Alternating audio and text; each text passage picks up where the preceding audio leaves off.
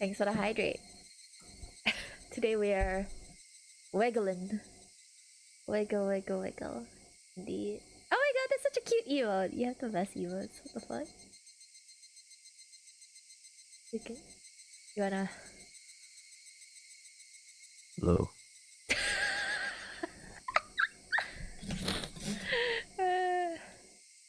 Yes. This is what we came here for. What did we came here for? Came here for this deep voiced Tsuka. Yep. Oi. Okay. Oi. Oi, having a fucking giggle, eh?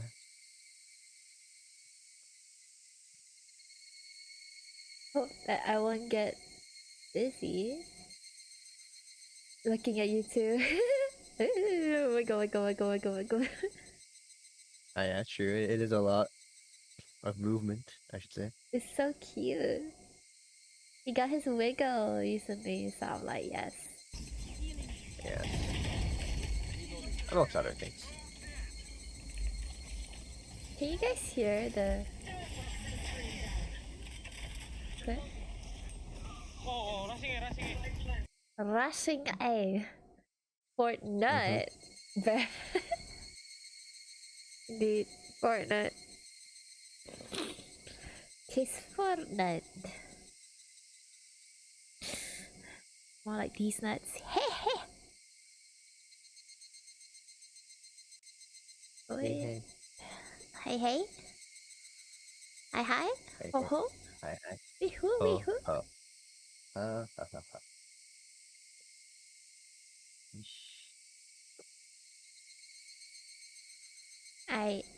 We ready? Yes. Okay. I am ready. I just had to take a bit of time to finish up something, and now I am ready. Okay. Hey, Tofu, hi! Hello. Hello. How you doing? Yeah. How you doing? Thanks for coming. Should I? Perhaps? Is that a no or a yes? Yes. Perhaps is Maybe. yes. Maybe. Possibly, you know. Okay, but I'm just gonna wake up a little bit. I'm gonna get some water. Give me like a minute, and I'll be right back. So yeah. Alright. Oh my god. You won! Pook champion. Pook champion.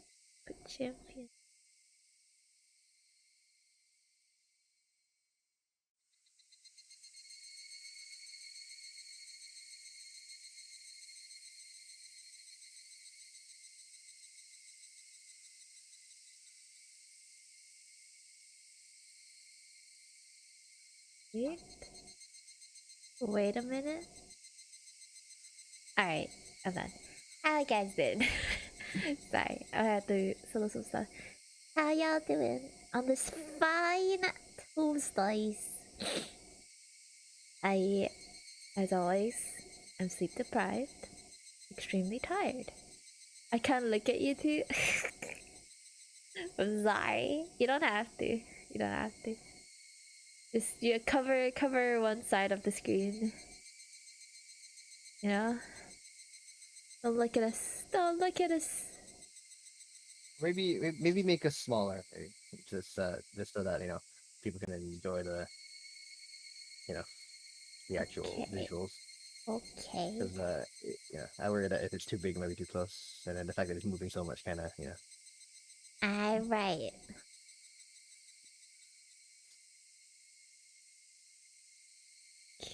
The tinies.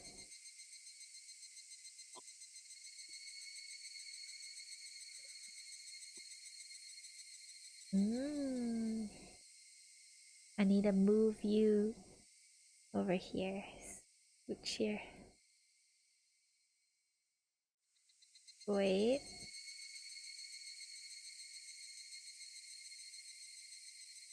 Yes, there we go. We're in a corner now.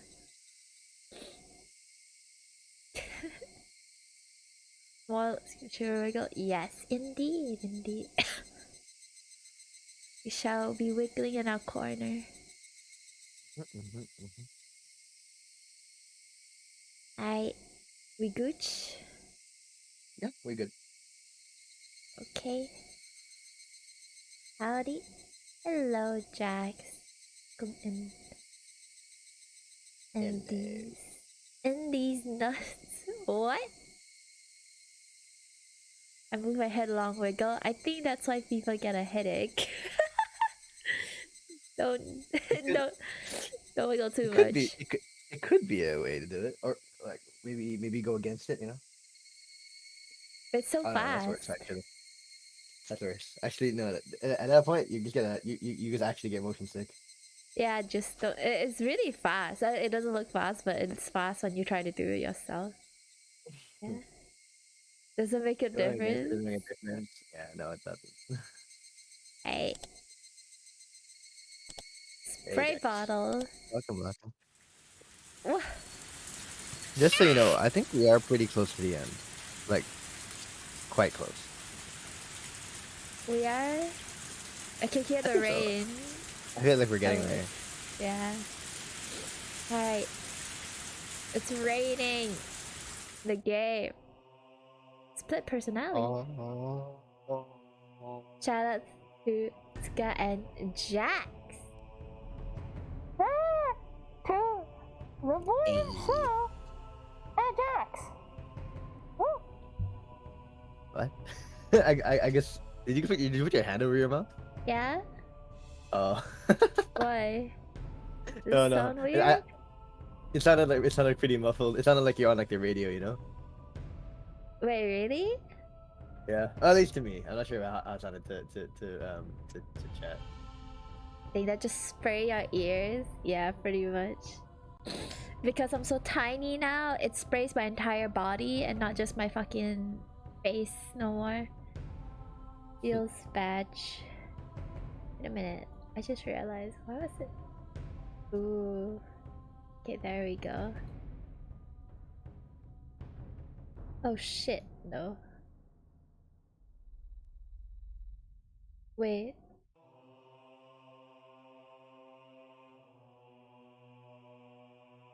Anything wrong?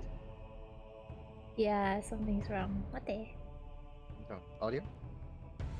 No, just some rearranging thing. Alright. I realize our wiggle's not like wiggling like at the same speed. Like right. Yeah. Why? I can't move my head as fast as you. Thanks for the shower. It's Yeah. like a mini shower. A spray to a little person is a shower. Indeed. Wait. Bruh. What is wrong with my Fugi? It's hard to get it in line, so you know, so you don't have to. It's hard. No. I need it synced. It's killing me. There we go. Oh my god. Sorry. OCD. Watch it slowly get out of sync. Please don't. If I see it the next time it's out of sync, I think I'll cry. Anyway, let's just continue. Yeah.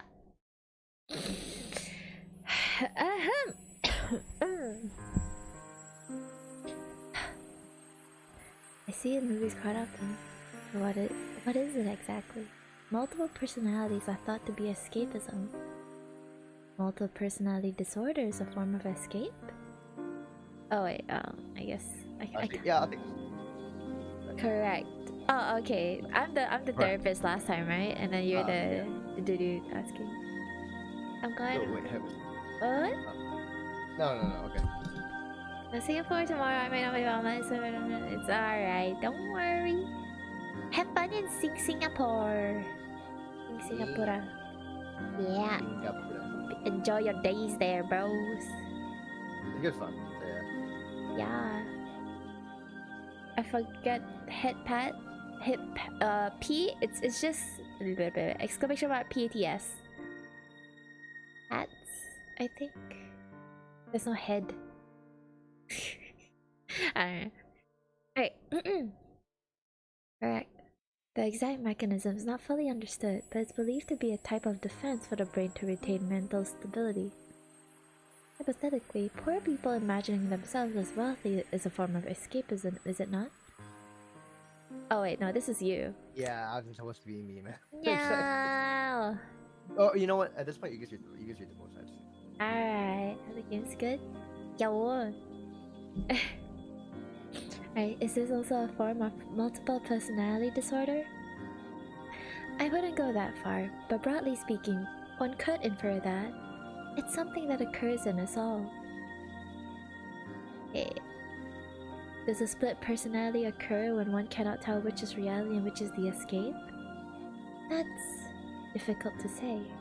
There are some who agree with that, and some who disagree.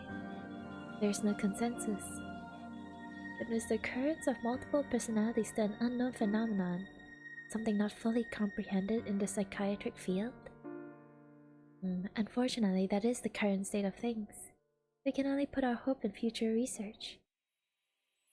But it's sort of cool having a split personality.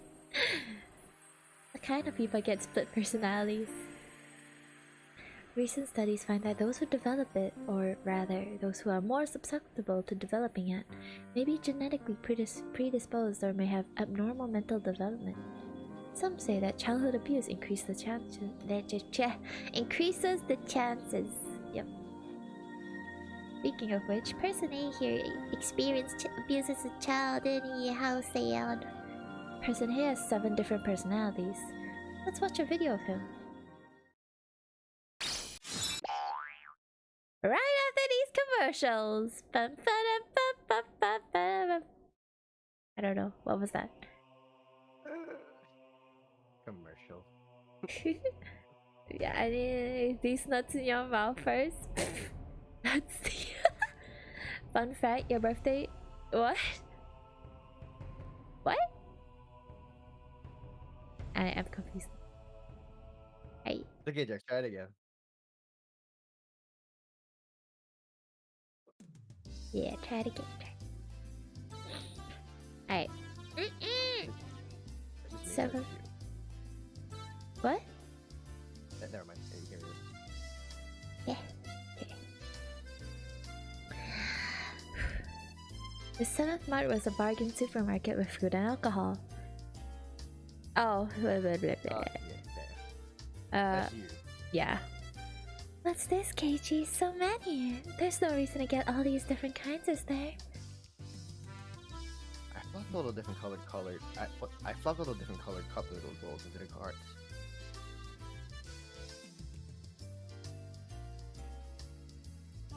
Cup noodles have gotten so elaborate recently. There are a bunch of different types. I want to try each of them at least once. I knew it was pretty selfish of me, but I thought I'd at least give it a try. KG, buy them in the big case. It's cheaper. Oh, that. Fuck. You never know. Well, I had a feeling it'd end up like this. Wait. Ma'am? Come on. Hello? What? Wait, what? Wait, huh? What? Wait, no, sorry. Never mind. What? Nothing. There was a bit of a pause in the music and everything, so I think my connection died for a second there. Fun fact: your body XX cancers, diseases before it doesn't one day. Wait, what? Fun fact: your body kills cancer disease before it doesn't one day. Oh, kills. I'm assuming. We had that last time. Oh yeah. Just think of fuck. But then it's 4-letter, but there's already S at the back, so it's not. Yeah. My memory was like, huh? No, it's the face, no? XX. Yeah, XX looks like a face, so I was like, yeah, kills. Kills. Oh. I see. That's how it works. Like that? No, I'm making an assumption. My break. There's Then I only... don't- Come in. Then I only get to eat one kind. I get bored of it. I was resisting as a formality. I had already given up inside and wasn't sure which case of noodles to get. If you can't pick, then mommy will pick for you. You don't have to rush me. I quickly searched the case of noodles for what I want. Pork, bone, and ginger. Large cup? Oh. Oh, fuck's sake. Part. You know what? I'm just gonna click through just to see who's speaking. Yeah. Okay. Pork, bone, and ginger, large cup. Hey, Keiichi, can't you get a normal one? If I had that mom pig, she'd err on the side of safety and get soy sauce or salt flavored. Purple one's good. Oh. I don't want a big bowl of tasteless stuff. I remember insisting that the noodles I picked were the right kind. In fact, you're pretty. Oh, Tsuka. Right. Wait, what? What? No, you're pretty. Yeah, and I agree with Jack. I thought I was talking about you. Yeah. It's your channel, man. So what? You can compliment the collab partner. Well, yeah, but your therefore chat intends to interact with you. Anyway, listen, we'll be here forever debating this system. Okay, fine. I just said I agree. In this frozen memory in time, this encapsulated world, I didn't have the power to look around my surroundings.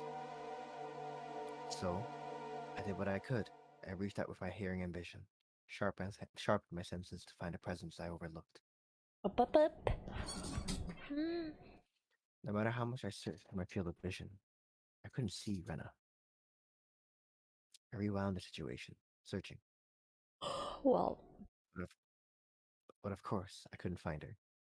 Oh yeah. It's just the memory. Yeah.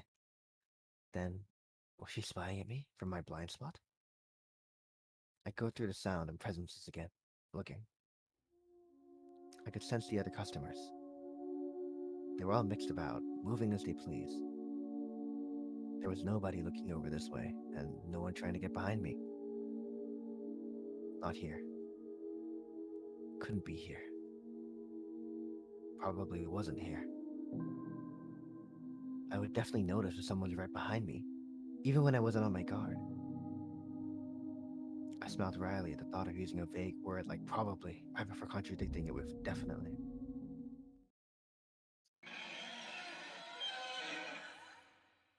With the violin sounds.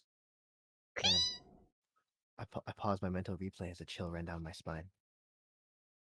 There was definitely a presence like a shadow behind me. That was a terror like any other. If a presence really had manifested behind me, I would definitely have turned around to check for it. But the world had moved on, and there was no way for me to turn around. While carrying that frightening shadow on my back, I was gleefully running around the store searching for a case of noodles. Running through the instant noodle section, bad-mouthing my mom. But there was that presence constantly at my back, sticking to me like a shadow. No way to see what it was. Realizing it now after the fact was horrifying and repulsive. In that moment of time, I was running around gleefully, carrying that cardboard box. Tip, tap. But listening to that moment again, I could hear footsteps other than mine going pit-pat with every step. Tip, tap, tip, tap, tip, tap. Pit-pat, pit-pat, pit-pat. Tip-tap, tip-tap. Pit-pat, pit-pat. Tip-tap, tip-tap. Pit-pat, pit-pat. While I was running, the sound of those barefoot footsteps were going pit-pat right behind mine. me running around gleefully in that closed off moment in time. But I didn't hear it.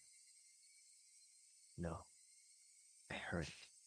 That's why I remembered it. I don't know about that one, Chief. I didn't think I had heard anything.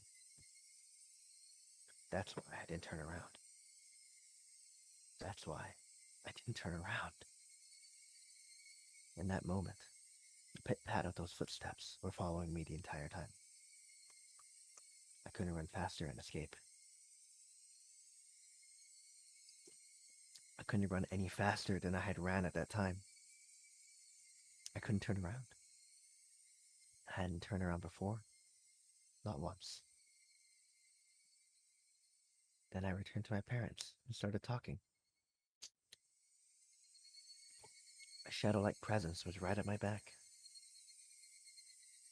Since I didn't move, the shadow didn't move. That is why it made no sound. That was all. At that time, I hadn't taken a single step while talking with my parents. I was just standing there. This was undeniable. And yet,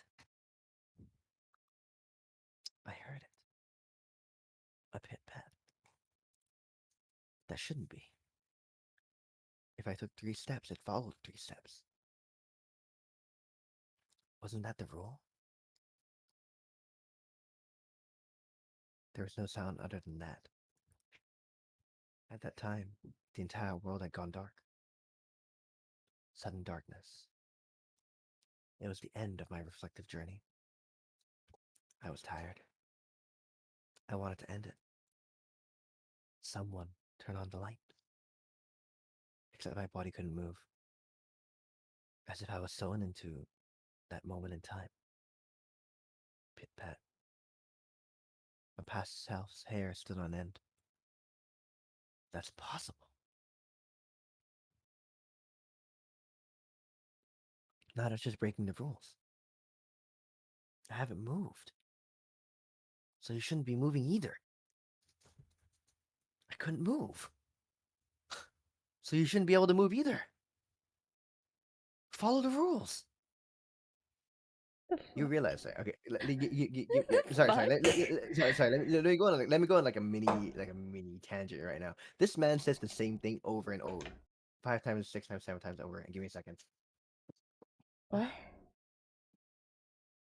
I honestly, I have. At first, I knew what was going on, and I realized what's going on. My brain. It's like he's basically looking back at memory, and then he's like, "I heard it, but I didn't respond to it at the time." And I'm just like, "Well, could be your brain's playing tricks on you." But you know what? Yeah, let's let it slide. Guys, Sorry. hallucinate. Yeah, someone's at my door again. Okay, okay, okay. No. We're back. Yeah. I don't know, man. I don't know.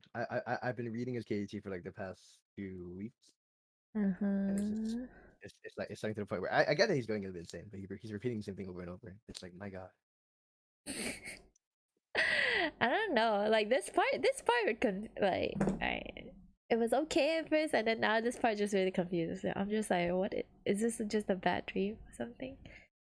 So like, my guy has like sleep paralysis, and then he hears pit pat. I have a feeling that Rena's in his room right now, just stepping closer to his bed or something, because he can't move. He has I don't know, sleep paralysis.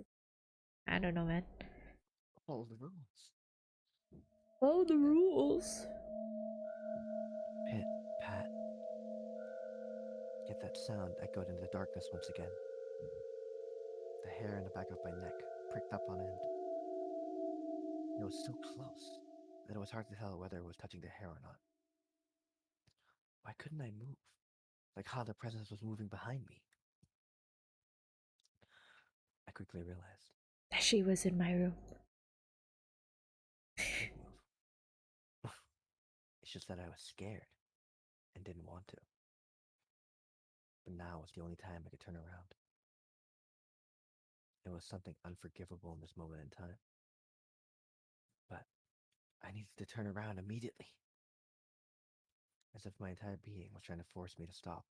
It began to administer a pain like a needle being stuck into my every pore. I'll turn around. I'll turn around. I'm not scared at all. I'll turn around. I'll turn around. I'm not scared at all. I'll turn around. I'll turn around. I'm not scared at all. She's like, I'll turn around. It's like, I ain't no pussy. And Rena's just like, alright, bet. He doesn't turn around. A scream I was unable to vocalize. Thank you. Got you, homie. I turned around. Yay. At first, I couldn't understand the meaning of it.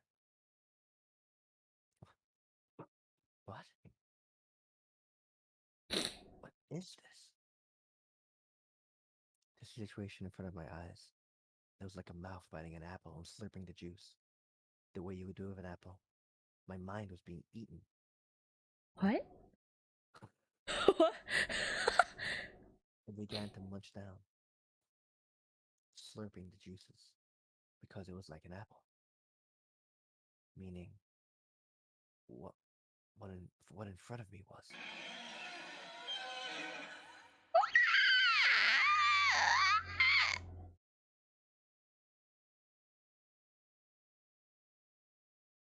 Hi. Welcome, Ibuki. Welcome. Welcome, thanks for the play. Appreciate it. Not my souls. King for souls. Hey, what's wrong?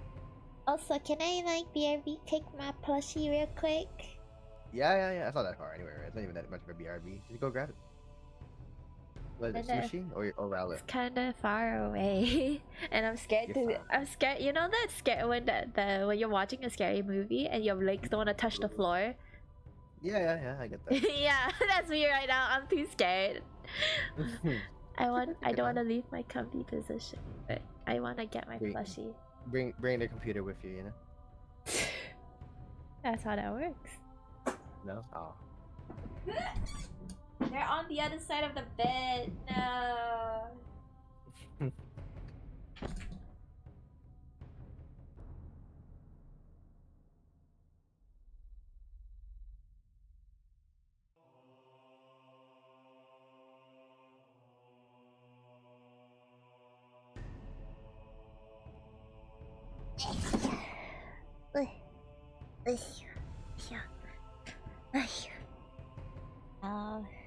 Sushi.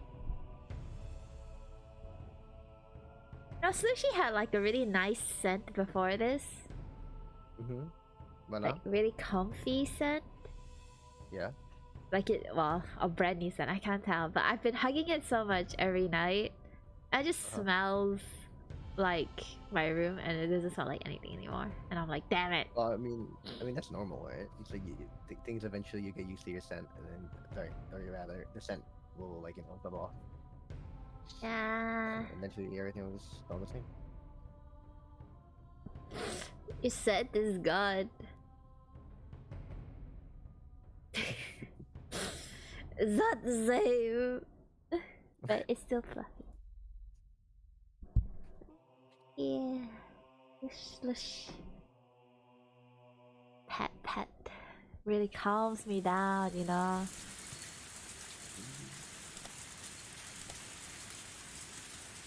Alright, time for the main story. Dun, dun, dun, dun, dun, dun. I guess I'd be lying if I said I didn't get any sleep. I'll put it on I tried to auto. stay awake all night, but there were definitely gaps in my memory. I guess I kept nodding off and jerking awake in a panic all night.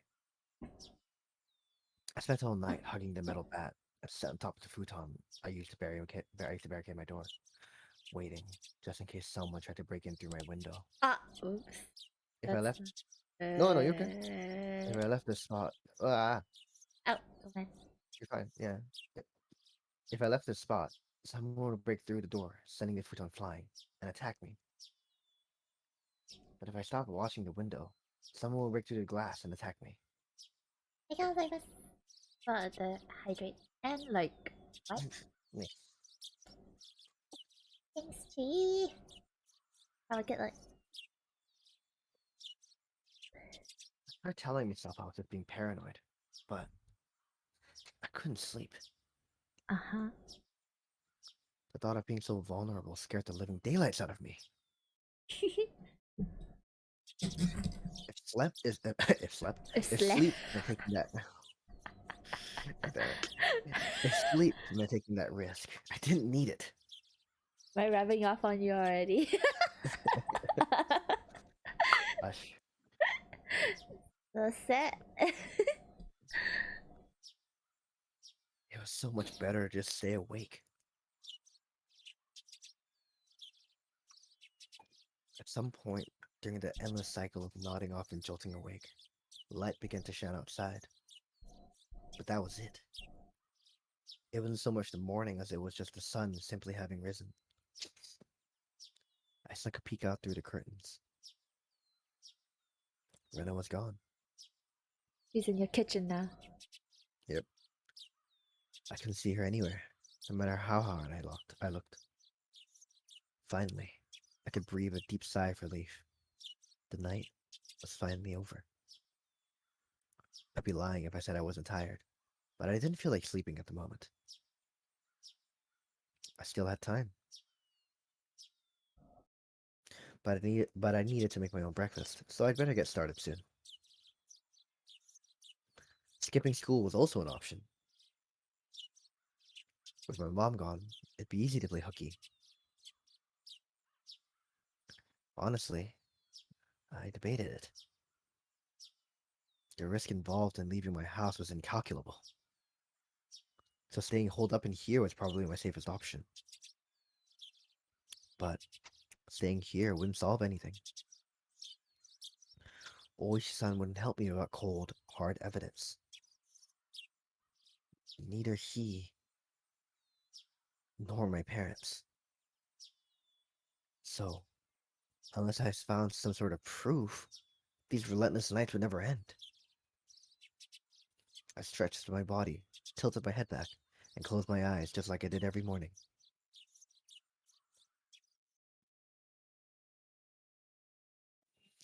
I regulated my breathing and regained my senses. Calm down, Keiichi Maebara. Calm down. Let's go to school. Hero. Yes. Hero. Wobbly. Welcome. Yes, indeed. There is the wobbles now. Yay. We come in just in time actually. We've just more or less started the main chapter for Onikakushi. I think it's the last maybe 1 or 2 chapters. So pretty good time to come in there. Mighty Hope you're having a good Tuesday. Yeah. Let's wait until they set their trap for me. But that didn't mean I was just going to twiddle my thumbs. I needed to avoid that trap and secure irrefutable evidence. Take note of the plates of any car that drives by. If I see someone suspicious, check their clothes and face. I wasn't just protecting myself. I was preparing myself to turn their attack against them and retaliate. Tension was similar to when 2 samurai were about both aiming to slay each other with a single motion as they drew their katanas. I was not at a disadvantage. I would have a chance to retaliate. I finally felt a bit of courage growing in my chest. All right, let's go to school. I tightened my grip on Satoshi's bat.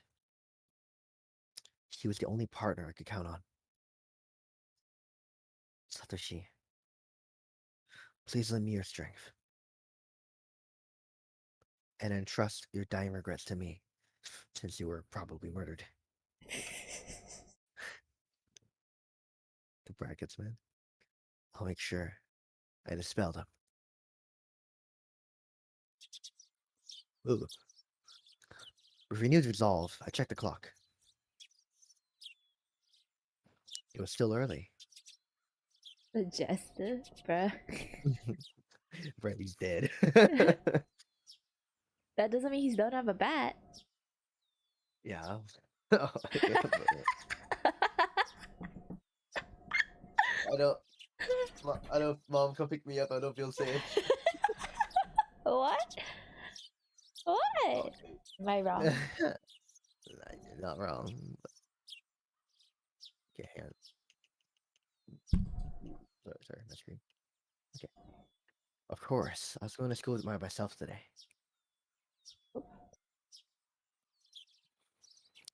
If I didn't want to run into Rena or Mion, I needed to leave now.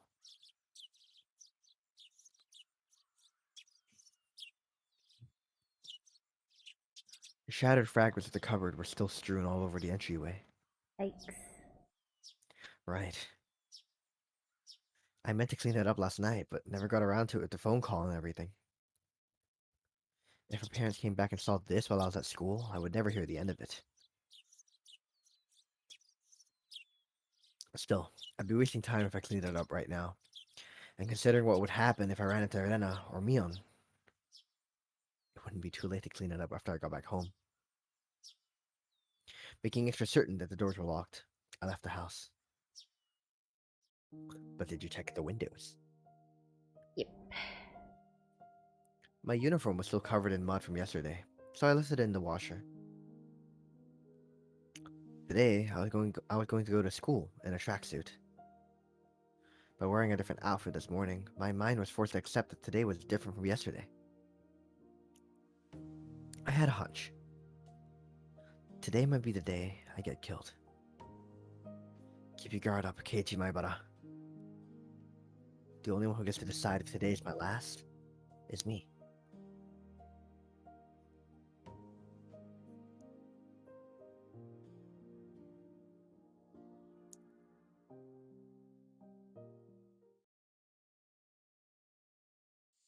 Okay. Oh, jeez. I spent the morning practicing my swing like it was my natural routine. After a while, Rena arrived at school. Our eyes met, but we said nothing. Rena said nothing about last night, as if it never happened. But I could see that those events were real by the wounds carved into her fingers. I just heard her telling Satoko and the others that the bandits were from hurting herself in the kitchen. Uh-huh. Though, it wasn't like it bothered me. The details that Oishi-san shared about Rena's incident before her transfer played vividly in my mind. Now that I knew about it, I couldn't even dream of Rena as a cute, ideal girl. Over. I can't. I can't. Oh, yeah? I'm not using the wall. There's no pudding for me to put. I can refund that. I can refund it too. Okay. Yeah. Refunded. Yeah.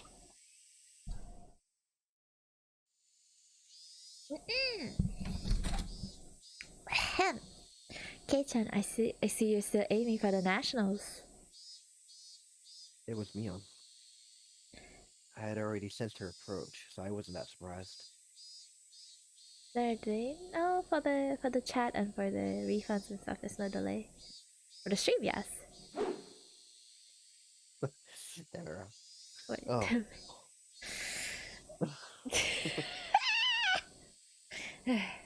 Alright, go. Oh. Mion. If you understand, then leave me alone. Yikes. What? I'm busy practicing. I gave her a curt reply about my usual jokes. Then I gave her the bat, and then I gave the bat an even larger swing, tacitly keeping Mion from getting any closer. Hey, Kei-chan, take it easy. I think Mion got the message, but she still urged me to give it a rest.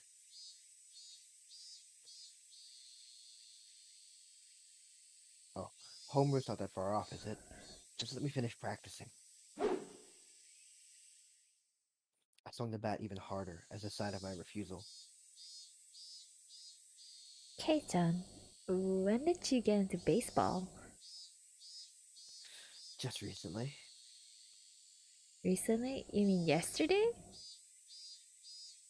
Don't ask if you already know. Ah dear, that's a very unsportsmanlike reply. You're distracting me. Go away. I don't understand this man. He's just fucking paranoid of all his friends now because of everything. You know? Well, yeah, he can be paranoid but still like friendly on the Yeah, surface. I don't he understand. said that he'd act normal, but he's not acting normal. So I don't get it. Yeah, like he said, if he doesn't want to get killed, he should act normal. And then he went into like this state of denial and tried to act normal, and then he's acting like out of character. yeah, I don't know, man. Just be like, oh, I'm gonna get killed. I'm like, yeah, no shit. You're acting like this. You're a lunatic. Oh, kata. That's a really old clip. てもらえると助かる You look like big weirdos. That's the point. 全員でおうな行くぜ Yeah, you and I used to be right. When did I get right when I got into your mom the other day? Rao! Casey shit, what the fuck? So, hey, Zach.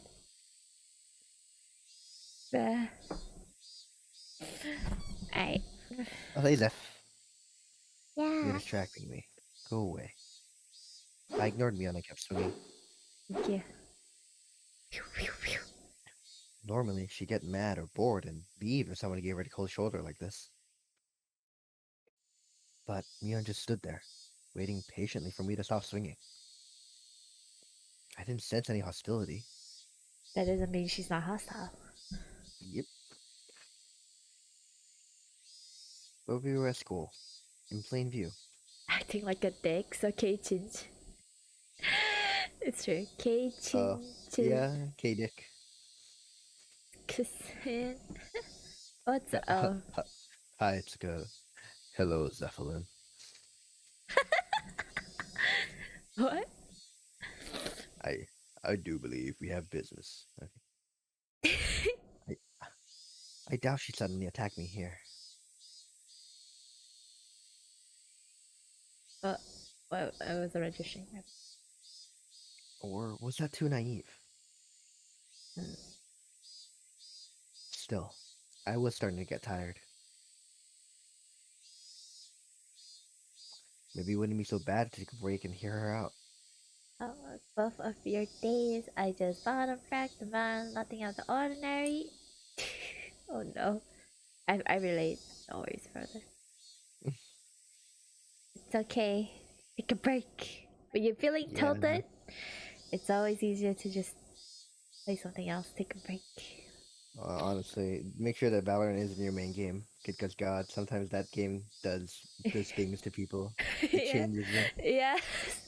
Like me yesterday. I got so mad that I legitimately was so pessimistic, and then Tsuka had to deal with it. Tsuka was like, I mean, it's not like I don't get that. Like, no, it's not like I don't get that way either. You know. I was it's just so bad yesterday. God. fine. It's Alright. okay. 5 times in a row now. I feel. It's You need okay. for something, right? Oh, No, sorry. no, go. You need me for something, right? What is it? Sweat poured from me as I stopped swinging. Kevin. Okay. I noticed my shoulders were heaving as I breathed. Yeah. I cursed my lack of exercise. At this rate, I might not be able to move as needed when the time came. I should probably keep practicing my swings to build stamina in addition to the excuse for carrying the bat around with me. Ikemen. Why are you guys calling me Ikemen? What? Lion Ikemen, it's Tsuka. It's My earphones. My earphones came out. Tsuka Ikemen. Shikemen?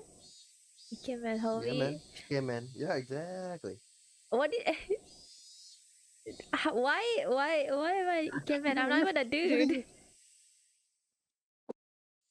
I don't understand. You are Ikemen? Understand. Only to accept. You are Giga Chat? Okay, that I can... Ike woman. Perfect. Therefore, with a lot of sensitivity, you are an Ikemen. Perfect. It's true, that's true.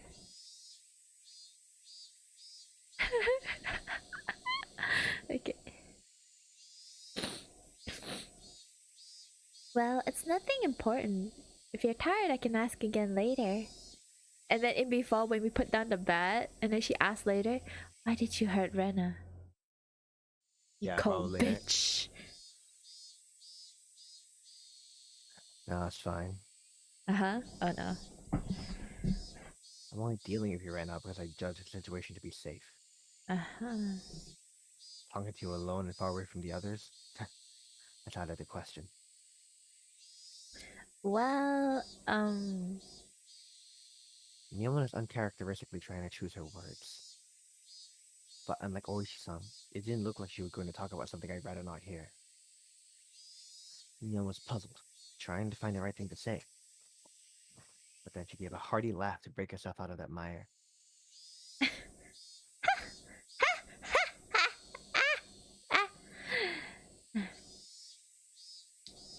this old man's just no good at this stuff. Having a poor vocabulary hurts. I relate. It's just all of a sudden. You have something to say to just say it. Uh-oh. Stop it. Stop that swinging. She got straight to the point. Her request was so frank I didn't understand it for a moment. I had already stopped swinging to listen to her, hadn't I? I just stopped, didn't I? That's not what I meant. I want today to be the last day you swing that bat. I'm sorry. It took me some time to understand what she was asking for. What's wrong with swinging a bat? Why? It's none of your business, is it? I'm not bothering anyone, am I? You are. Mion said it flat out. This didn't make any sense, and that was really irritating. Really? When did I bother anybody? Mion was at a loss for words. She finally made up her mind and spoke.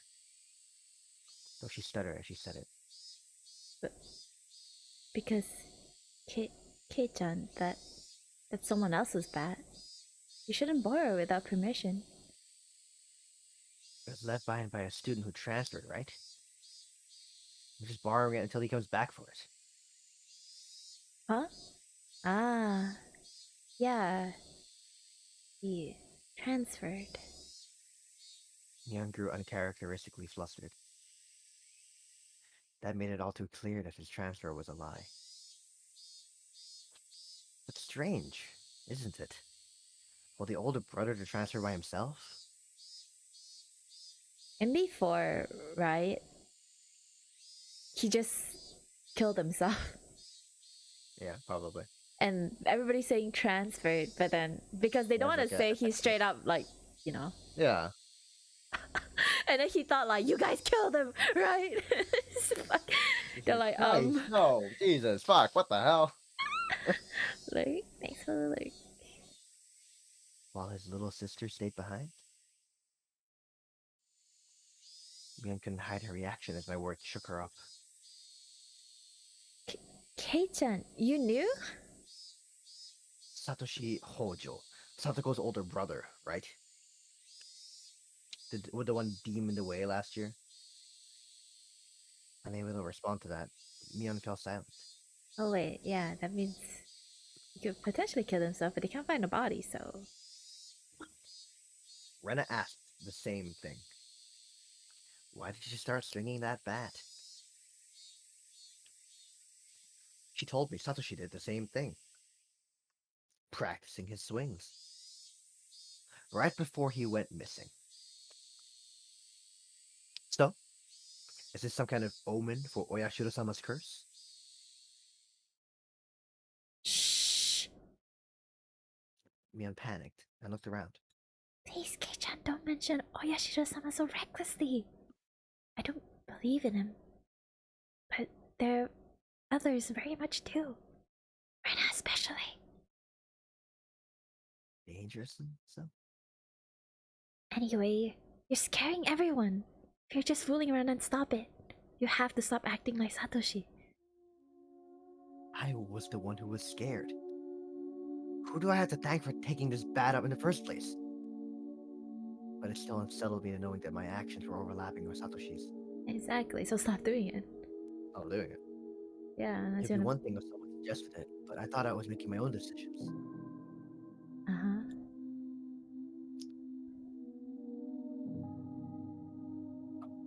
I think that's you.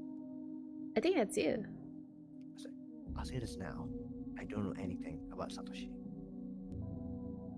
Oh, yeah, sorry. After all, you didn't tell me anything about him. We didn't mean to hide it. You were hiding the incidents that had to happen every year, weren't you?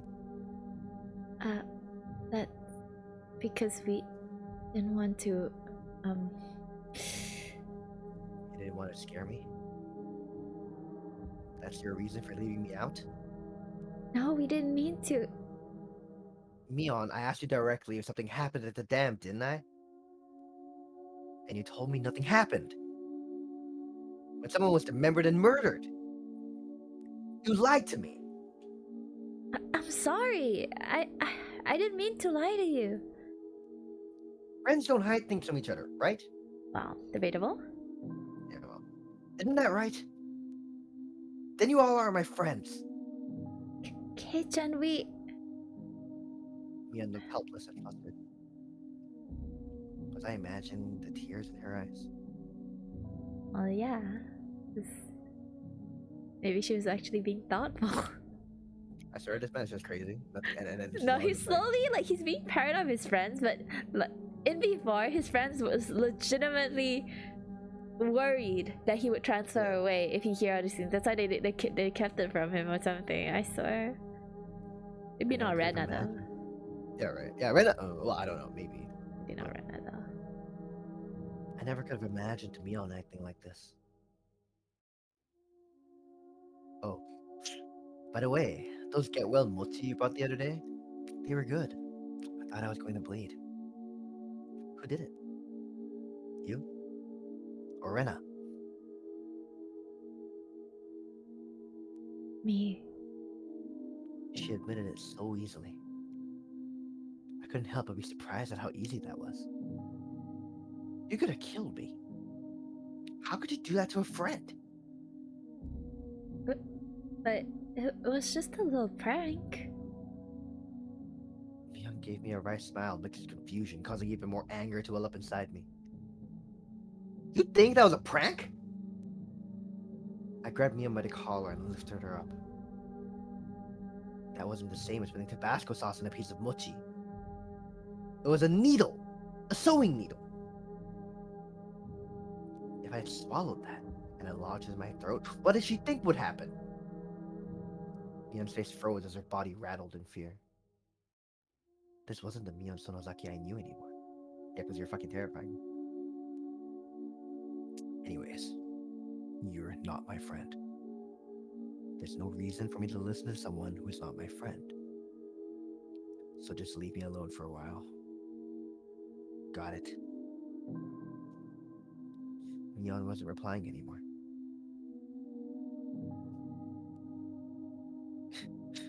It won't be that easy to erase me, you know? The cops have been onto you from the start. So don't think you can make me disappear like you did Satoshi. I said it clearly. This was my declaration of war. Bruh. Hey, miss. I think you guys were suspects in the previous incidents, too. I also know you spent a lot of time with the cops ever since that anti-dam movement. Don't think you can hide it from me. How's that? How did you know? Mion stood there with a dumbstruck look on her face. That was when I heard the principal ringing the bell for school. It was time for morning homeroom.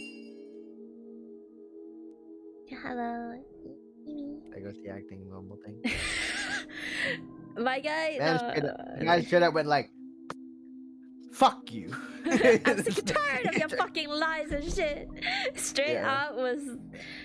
I feel kind of bad for Mion, in a sense now, Oh yeah, it's kind of like because Mion 'cause- seems genuinely flustered, but it could just Yeah. be an act. She did act a little bit like when she gave the mochi or was that like a prank. Was And- that trying to yeah, be like like, scary him kind of thing? Was it genuinely a prank that went just a little bit too far, or was it something that?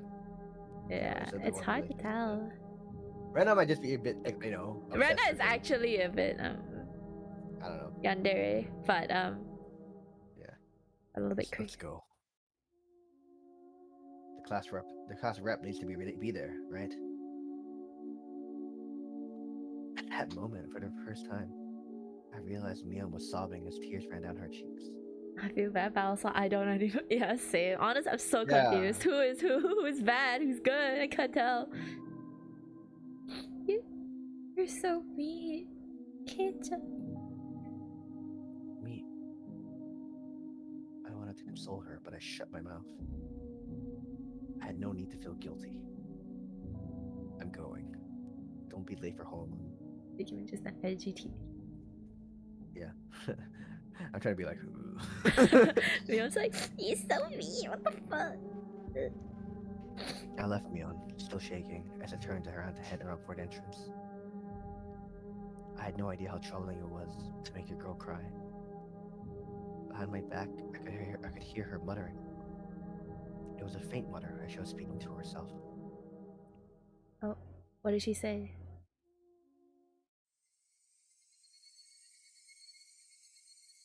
How is it? Huh? She wasn't saying it to anyone. It was Mion talking to herself. But it was a sobbing voice that had a kind of giddy, cursing tone. I inadvertently stopped and turned back towards her. So, that bastard leaked it all to Kei-chan. She balled up her fists as her tears continued to rain down. She glared at a spot at the ground with a terrifying, yet smiling face, cursing. Uh-oh. Here we go. A chill ran down my spine from that demonic expression. This transformation, Mion's transformation, was different from Rena's. Should I kill him back then? We got the mercy I showed him just because he was going to retire this year. Hiring this year. Oh. Was she talking about Oishi-san?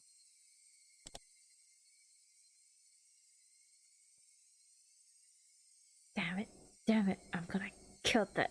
Oh man!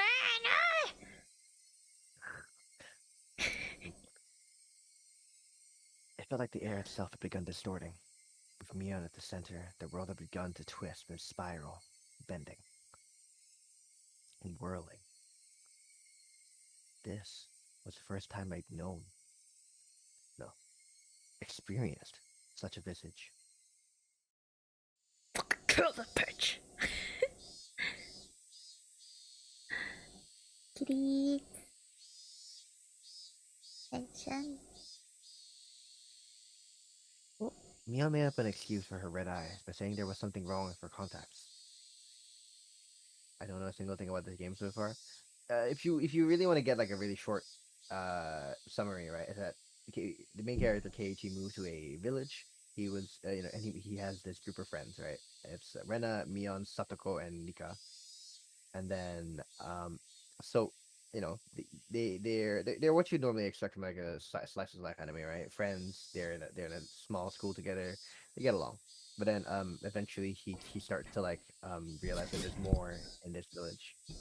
There's some kind of conspiracy. There's apparently a curse, and then eventually one day, someone that he knows, um, goes missing and is found dead. And he's approached by a policeman, and then from there, he starts to suspect his friends. He starts to want to dig deeper into the mysteries of everything, and then Rena and Mion, they start to act weird, and that's why he becomes super paranoid, right? If there's a curse or anything, and now we're here. Accusing everyone and being super paranoid about everything. So yes, that's just a very short TLDR for the whole game at the moment. Yeah.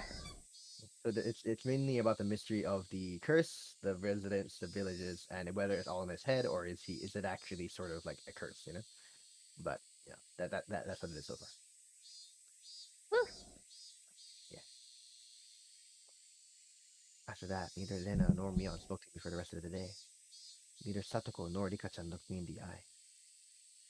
Strangely, I didn't feel hurt. Everything had just went back to the way it was. The month since I transferred in had always been too much fun. That was all. School was supposed to be something like this to begin with. I should have disliked that feeling, but today it felt oddly refreshing.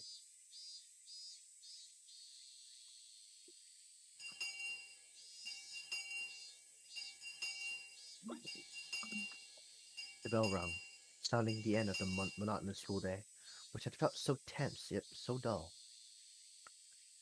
Since it would cause a lot of unpleasant memories if they asked me to join in the club activities, I promptly started preparing to go home without even looking at them.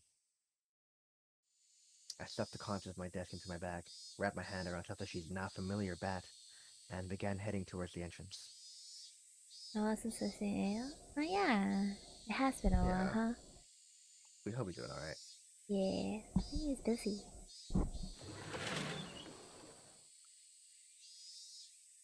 I was assailed by both the exhausting relief that nothing had happened today and the tiring possibility of the same thing repeating tomorrow.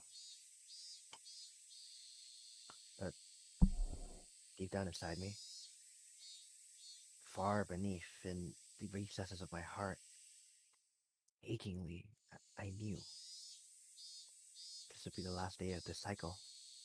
'Cause I'm dead. I couldn't tell how the ending would be. Whether it would end as I wished at the end, or if it would end as I hoped it wouldn't.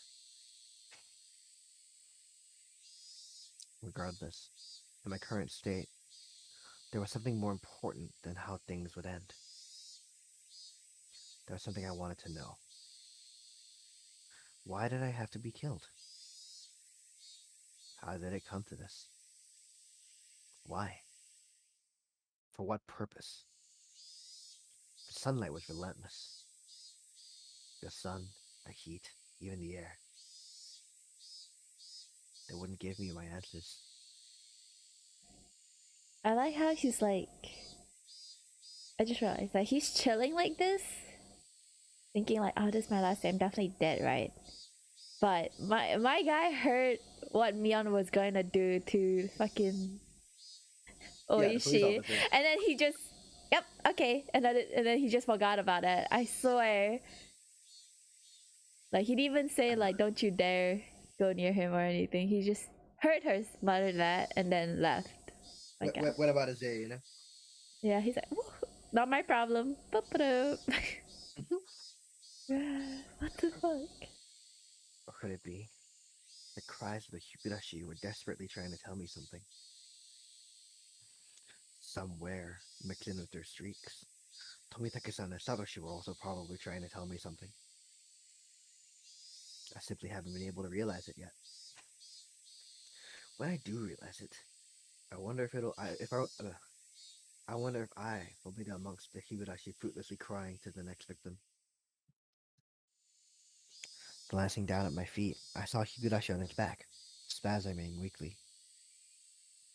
Bui, bui, bui. Thank you. There's still much of the summer left, yet this one was already chirping its last song. I couldn't tell what it was saying, no matter how hard I listened. But I had to try. I had to try to listen to what I was desperately trying to tell me.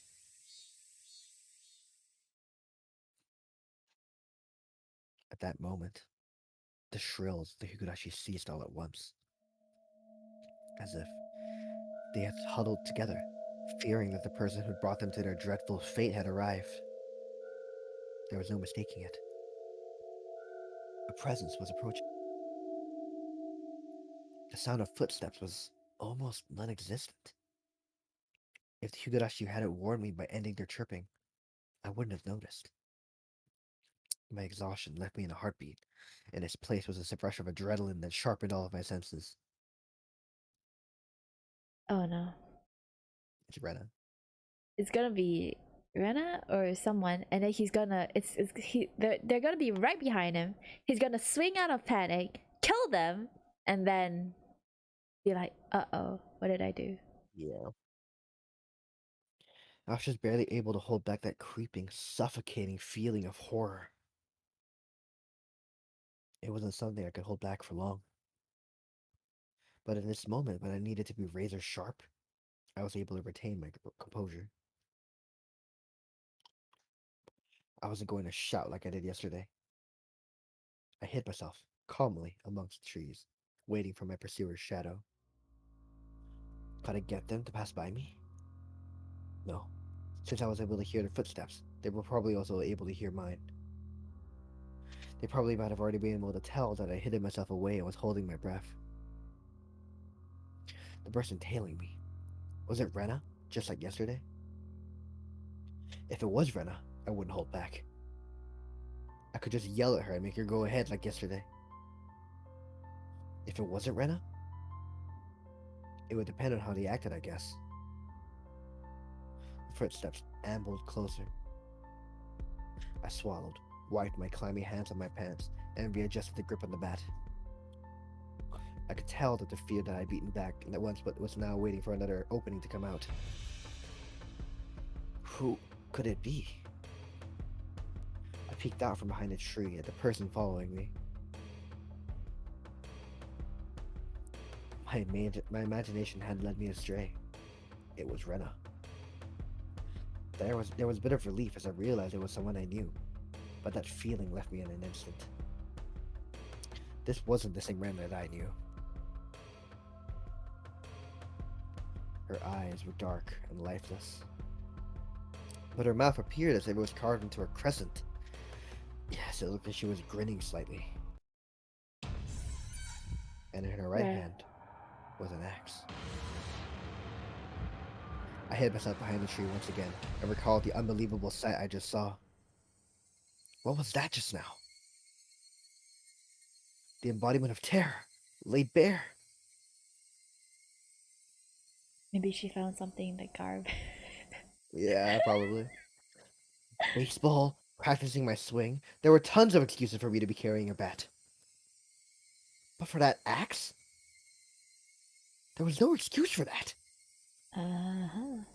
An axe? Just like that? Keiichi-kun, are you playing hide and seek, I wonder? I wonder. My heart was pounding. Hard enough that I had trouble breathing. What little composure I had been able to hold on to was now crushed. In its place, cold sweat gushed forth, covering my entire body, letting me know precisely what kind of emotion had taken hold. Not good, not good, not good. I wasn't able to hide myself completely. She already knew I was here. Are you trying to scare me, I wonder? I wonder. I decided that it would be better to reveal myself now, since there was still space between us, than allow Rena to come any closer. I adjusted my grip on the bat again, readied myself mentally, and stepped out from behind the tree.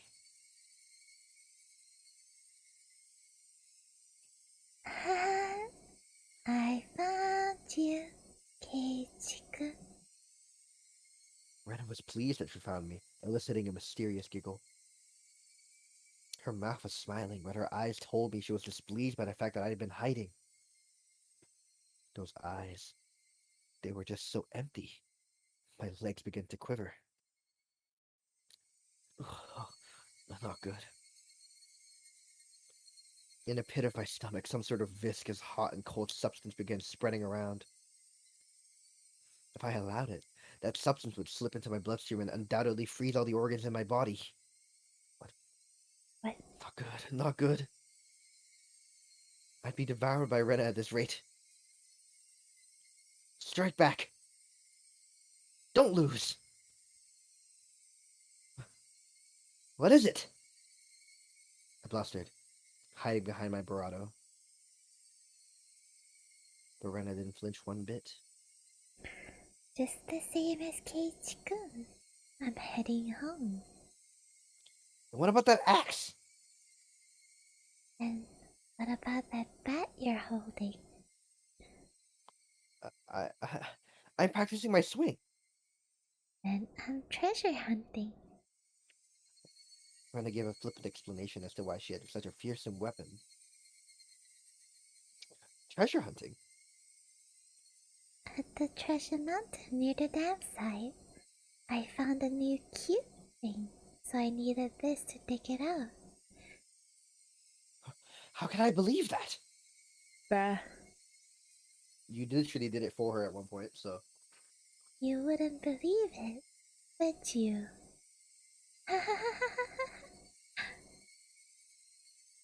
Rena's laugh is obviously very strange.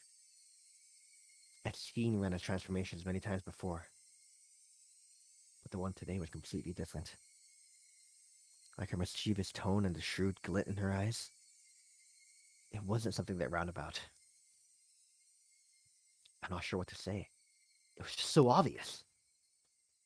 Wait, Keiichi-kun.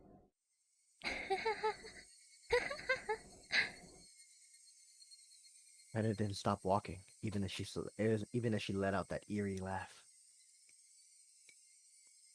Whenever Rena got too close to me, I would scurry away and turn back towards her. This cycle repeated over and over. No matter how you looked at it, I was being chased by Rena and was trying to escape. Don't follow me! I can't do that. My house is this way after all. When I met Rena on this road yesterday, she cowered and trembled as she followed my commands. But today was different. Rena didn't show a hint of trepidation. Actually, wasn't I the one who was cowering? If the way home for Rena and me was the same, that's fine. I just changed my route. That'd work out, wouldn't it? I turned into a side street I'd never been down and knew little about. But Rena saw me do that and followed me while laughing. Why? Why? Aren't you going home? Just go home down the street you normally do. Why would you follow me down this weird little side road? Those thoughts screamed in my head, eventually spilling out of my mouth. Why are you following me? The tone of my voice was already tinged with terror. Because I want to talk to Keiichi-kun. Keiichi-kun wants to talk to Rena too, doesn't he? Doesn't he? I don't want to talk about anything with you. That's a lie, isn't it? There's something you wanna ask me about, isn't there? Not at all. I have nothing to talk to you about. That's a lie, isn't it? It's not a lie. Here it is. There it is. Rena's scream echoed, startling some nearby birds into flight. I cringed in fear. The only other thing I could do was increase my pace. Cringe. Ew. Cringe. I just imagine Kate like she fucking screams lies. She's just like ew, cringe. Like calm down, damn, you know, like So embarrassing. You know?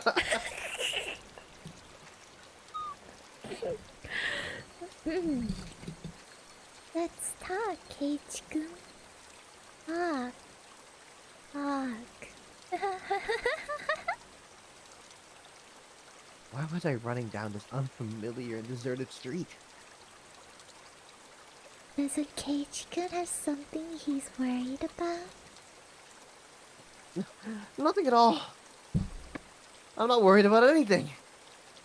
Lights!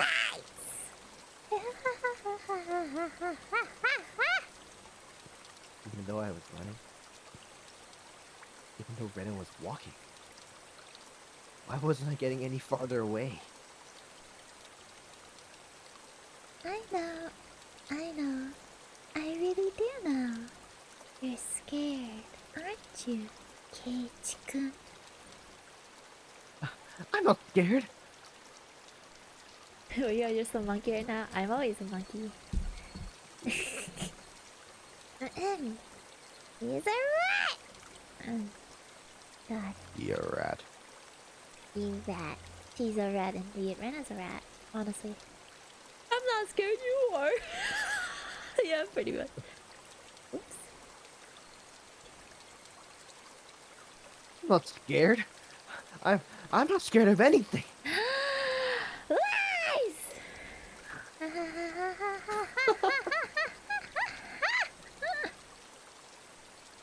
My breathing grew heavy and it felt like my legs were giving out from beneath me. I just imagine Renan this wasn't even breaking a sweat. Yeah. I'm sorry, I just imagine this funny fucking picture, like, image of, like, Keiichi's running, and then Rena is just really fast-paced, like, taking wide steps, walking behind him. So they're, like, Why? in the same speed, almost. And then, every time Keiichi says something, it's just be a back and forth of lies! Like, she's just screaming lies as she's running, like, walking really fast. It's so fucking funny. I Why don't know are you running? Why are you running? Why are you running? It's the same, dude. I'll listen. This time, I'll listen. I had no idea what she was talking about or what exactly she wanted to do. This time, I'll listen. It'll be different from the time with Satoshi-kun. When she said Satoshi's name, I turned back for a moment. But even as I did that, Rena was still advancing. Hi. Hey, John. Hope your net's doing alright. Yeah. Now that you mentioned I'm less scared now, you see, you just have to like change your perspective. It's all about perspective. It's all about perspective. I couldn't afford to stop. Spotty. No. Feels... I hope it gets better soon, though. Yeah.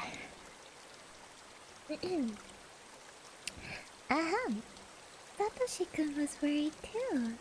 It looked like he was having such a hard time.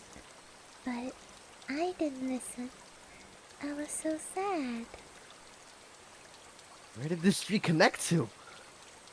All these twists and turns, ups and downs. It was hard to believe that this was even remotely in the direction towards my house. It's not a direction to your house no more, man. I'll be right, it's not, yeah. My sense of direction had long since gone out the window. I really regretted it when Satoshi-kun transferred out. I thought that if I had listened, he may not have transferred out. Yeah, I feel like he just killed himself at this point. Like, the more she talks about this, the more I'm like... Could be, yeah. Maybe at the time she didn't listen, and then he just... I really regretted that.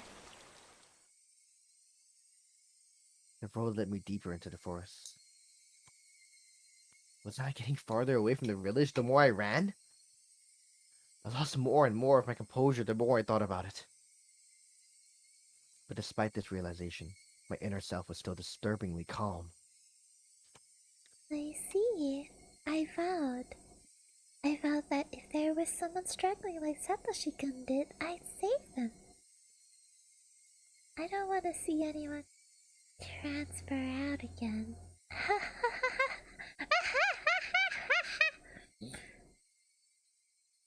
Damn it! What does transfer even mean? I won't let you transfer me. I won't end up the same as Satoshi. Come on, Keiichi-kun. Talk to me. I'll be able to understand you, Keiichi-kun. I'm your ally. I started wheezing, out of breath. I'm sorry. I don't know why when I see the word wheezing, it's just Like laughing. wheezed. Just talk to me and then he just fucking wheeze in the middle of it.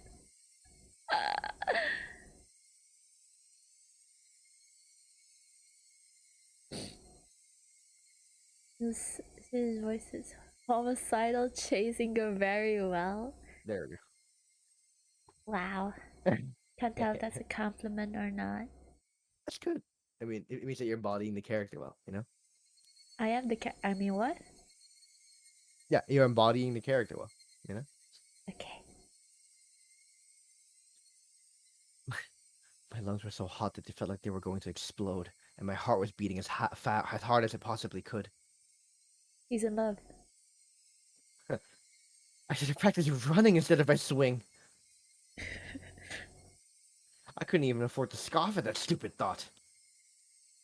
If Keiichi-kun doesn't have anything to worry about, he'll go back to normal. Everyone will be back to being friends, and we can enjoy club activities again. Next time we'll team up and beat Mi-chan. Ha ha ha ha ha ha! Yeah. How much fun that would be. I couldn't even imagine how much I'd wished I could turn back the clock on these past few days. Technically, you're still crying. Just stop acting like a little.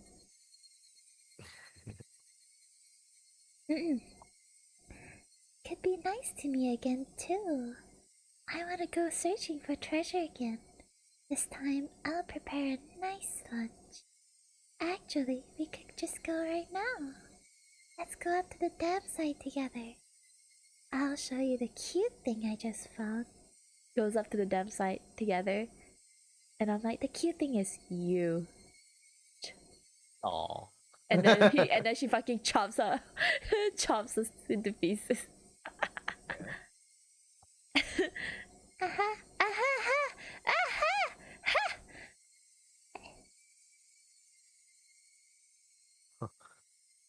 My footsteps made pathetic flapping sounds as my legs wobbled and faltered. Hot on my heels, Rena's steps were sharply breaking twigs underfoot. I had to accept it. I was on the run, being chased by Rena. If she caught me, it was all over. I realized it instinctively. I couldn't even begin to think of what the end would entail. Just that if I was caught, it was all over. That's all I knew. It didn't matter how it was going to end. I wouldn't let it end. Not without knowing anything. Not yet. That momentary lapse was all it took. Of all the things that could have happened, my knees buckled underneath me and I crumbled towards the ground. Oop. I tried to stand, frantically, urging my legs to respond. I used my bat as a makeshift cane to prop myself up, but Rena was already standing right in front of me. Compared to me, out of breath and utterly exhausted, Rena was so cool and composed that she could have froze the air around her. It's okay. She wasn't breathing hard at all. Rather, I couldn't even sense if her heart was beating.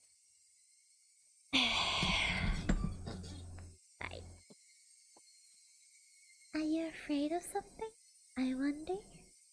It's not like... Well, not like you to tremble, Keiichi-kun.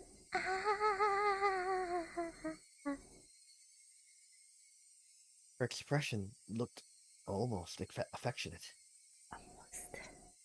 Those soulless eyes, that mask of affection. As she admonished me for my trembling, Rena's hands deftly slipped over her head. The blur of arms as they moved made me feel as if I was staring at the godliness of the thousand-armed Buddha. Uh, Then, as both of her hands met above her head, the axe that she held came into focus. uh, I stared up at it in disbelief. It was all I could do. Tell me, what happened to Satoshi? Rena stayed like that, with axe raised above her head, and solemnly opened her mouth. It was as if she was expressing a farewell to a friend that she would never see again. That cruel scenario resided somewhere in her actions. I told you, Satoshi-kun transfer out. Enough of that transfer crap! It means deem it away, doesn't it? Yeah, hey, Duppy. Doesn't it? He's becoming Rena. Hey, Dooply. You can tell me now. Can't you? Who made Satoshi disappear? Was it you? Mion? Or someone out in the village? Answer me! I became frantic the more I screamed, but Rena did nothing but maintain a smile frozen on her face. I have no idea what Cage-kun's talking about. And I'll say it in a way so you do. Who is the perpetrator of this chain of mysterious deaths? You seem to be confused, Cage-kun. What? There is no human perpetrator. Everything is by Oyashiro-sama's will. Isn't Oyashiro-sama's curse just superstition? You believe in that too? It's not about believing or not. Oyashiro-sama exists. Period. Rena's gaze grew even more gelid. The ferocity of her stare was so intense, not allowing me to question anything. There was no way just something like Oyashiro-sama could exist! Is this a horror game? Yeah, this is a horror game. The dating simulator. Uh-huh. Yeah, it's Doki Doki 1.0. Yep. You don't believe in Oyashiro-sama? There's no way I could believe it! There's no way it could exist! Bye-bye. It exists. Oyashiro-sama exists. Cage-kun should have felt it personally. I never felt something like that! Cage-kun, haven't you felt someone apologizing to you before? Constantly on top of that? All noise from the outside world disappeared. Only Rena's voice resounded, loudly and terribly. You see, until you forgive them, they'll always be with you. At school, at home, at your bedside. I couldn't understand what Rena was saying. It came to me too. Oyashiro-sama did. That's why I transferred and came back to Hinamizawa. I don't understand. I don't understand. What does transfer even mean? What was Rena saying? Hasn't Oyashiro-sama come to you as well, Keiichi-kun? I'm probably the only one who you can confide in. I won't let you transfer out, okay?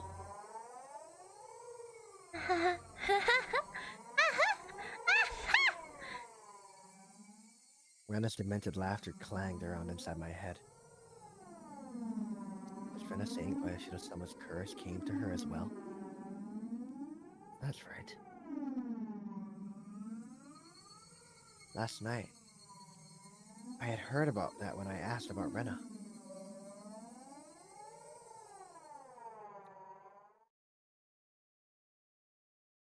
Please keep this confidential. Also, part of this may be speculation. Not all of it may be true. Are you still interested? Oishi-san began speaking. Neither the victims nor the school filed a complaint, so there's no preliminary report. Basically, the police hadn't intervened in this matter. So all of these details are just what I heard from those involved. Meaning, it's not that credible. You said there were victims? Didn't Rena just break all the windows? No, then a Ryugu had attacked 3 boys. By the way, this is the detective. So if you could just want to let you guys know. Yeah. Using a metal bat. 2 of them made it out with only bruises. But the other had been injured so badly that one of his hands was permanently damaged. Sorry, one of his eyes was permanently damaged. Wouldn't that be considered assault? Shouldn't the police have arrested her? For whatever reason, the victim never pressed charges. There was no report in the police file, so they were beaten with a bat and suffered significant injuries. Normally there would be a criminal investigation. The detective's already dead. Oh, he's gonna die soon. Sure. He's gonna die by Mion. Yep. Yeah, by me on. F by Mion. Because oh yeah, they missed the front part, didn't they? Yeah, the TLDR. What happened earlier was Keiji was swinging the bat, quote unquote practicing, and he was being really cold to Mion. Mion was like, "Alright, I'm gonna tell you right now, homie, stop swinging it. You're scaring everyone." And then Keiji was like, "No, fuck you. I do what I want." And then Keiji was like, "You lied to me. You didn't tell me anything. Blah blah blah." And then he's like, Keiji basically knows everything that happened because the police guy told him, right? And then so he told Mion about it, saying like, "You can't lie to me anymore. I know everything." And then Mion was muttering after we left her. She was muttering under her breath, saying like, "I should have fucking killed that police dude when I had the chance." And then blacks out. So I'm like, well, he's dead. Keiichi was grabbing on Shotzi's long hard bat and Mion didn't like Wow. Yeah, I mean, you're not wrong. You're not wrong. It was Satoshi's bat.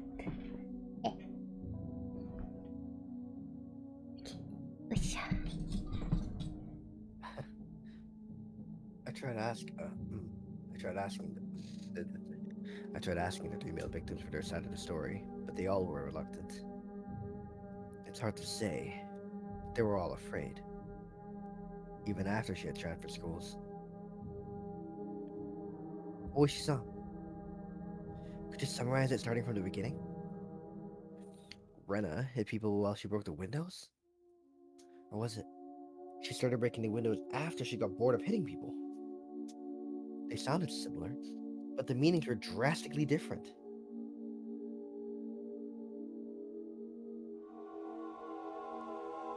On an undisclosed date, Ryugu was conversing with 3 male students, close friends of hers, near the pool storage shed.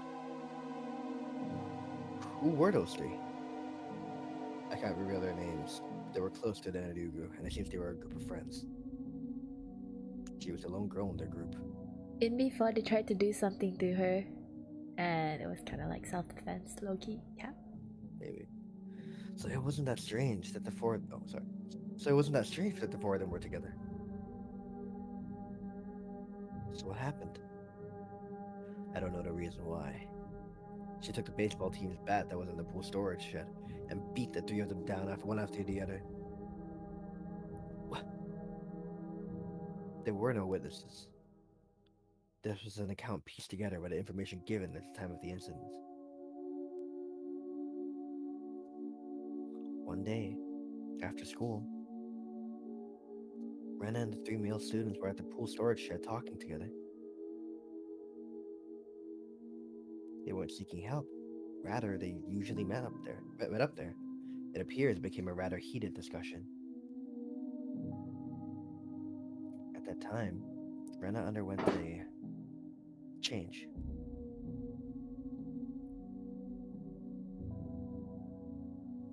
The change was so abrupt that the three of them didn't comprehend what was happening. What? Jesus fuck. Then, taking the metal bat, she attacked her friends and one after the other. Oof. Leaving her friends covered in blood with gashes under her head, she made her way towards the school building.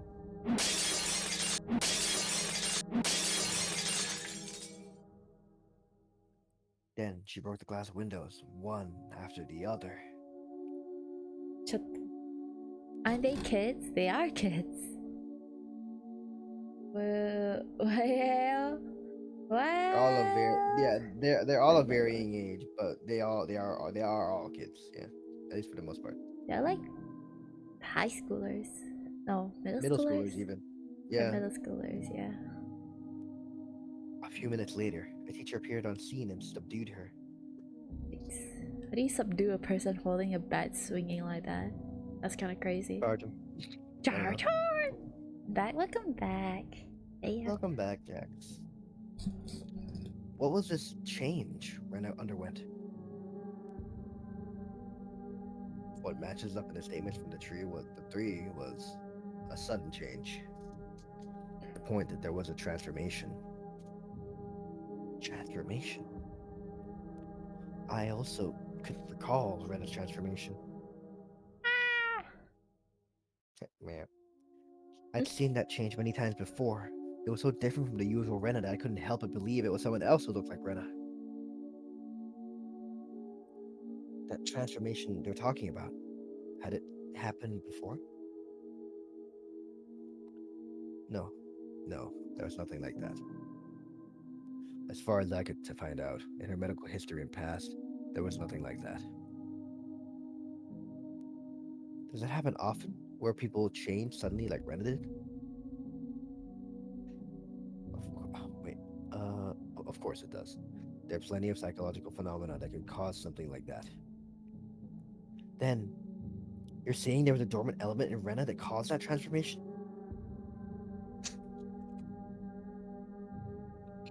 I cannot say for certain. But according to the statements of her friends, it's hard to believe she has such a side to her. You just went cray-cray one day, huh? Yeah. Kind, caring, and adorable. Even before she transferred here, she was probably pretty popular in school like she was now. That girl transforming suddenly and insulting them with a bat? Who could do such a thing? Who could imagine such a thing? Nobody could have seen it coming. I, myself, sometimes believe that I was mistaken for thinking that was Rena. Even now.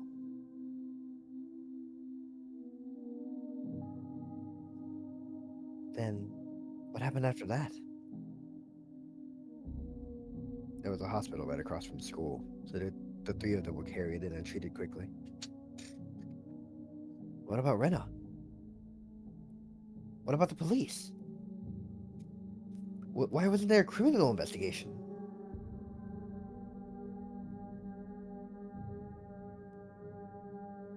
Sorry.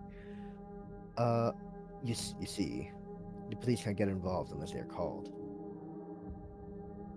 Even though one was badly injured with permanent damage? Why didn't they file charges?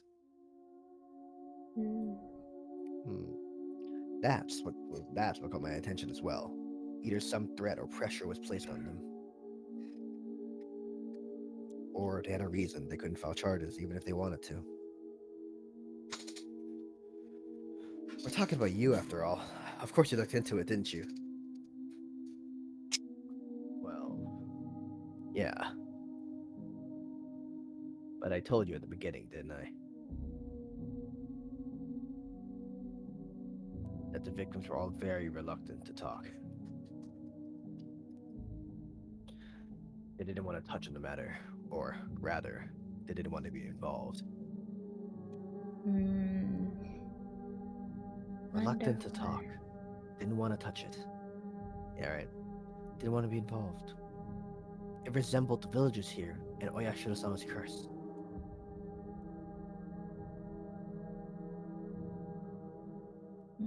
Didn't the teacher at that school tell you anything? School was hallowed ground. You could say they had to keep scandals under wraps. I don't understand. But I guess. Yeah. We got image to maintain? Question mark. And the three boys are just fucking terrified of her. Yeah, so they want to just keep things quiet, I guess. I didn't have a search warrant, so I had to tread lightly, you see. Then there was no comment from the school? No. They denied the incident even happened.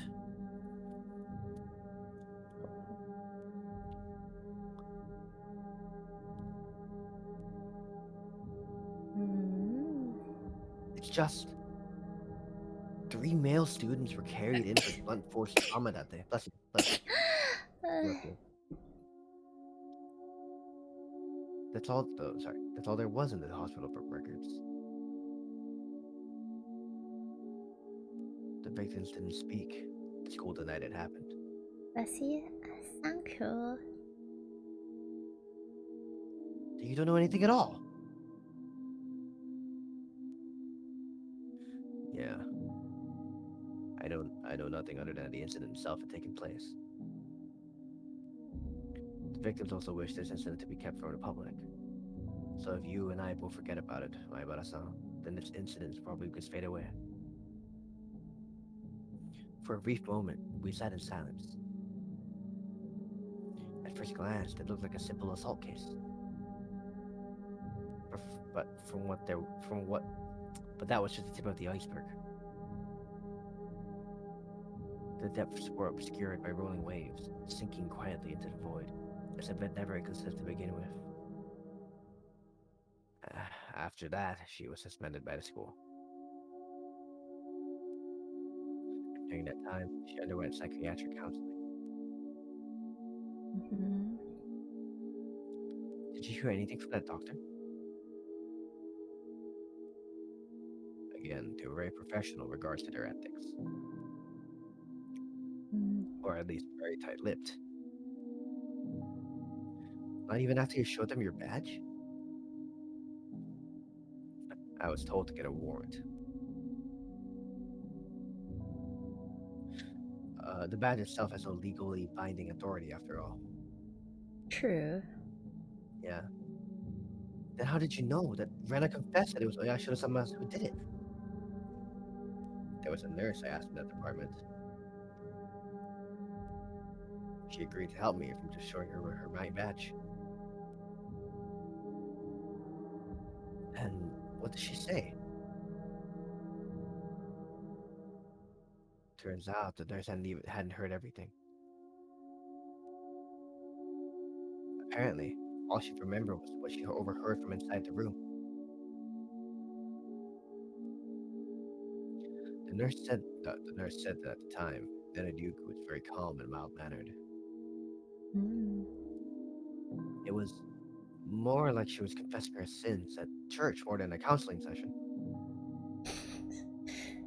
So yeah, I hit 3 guys on the head. I broke some windows. It was really straight up fun. confession.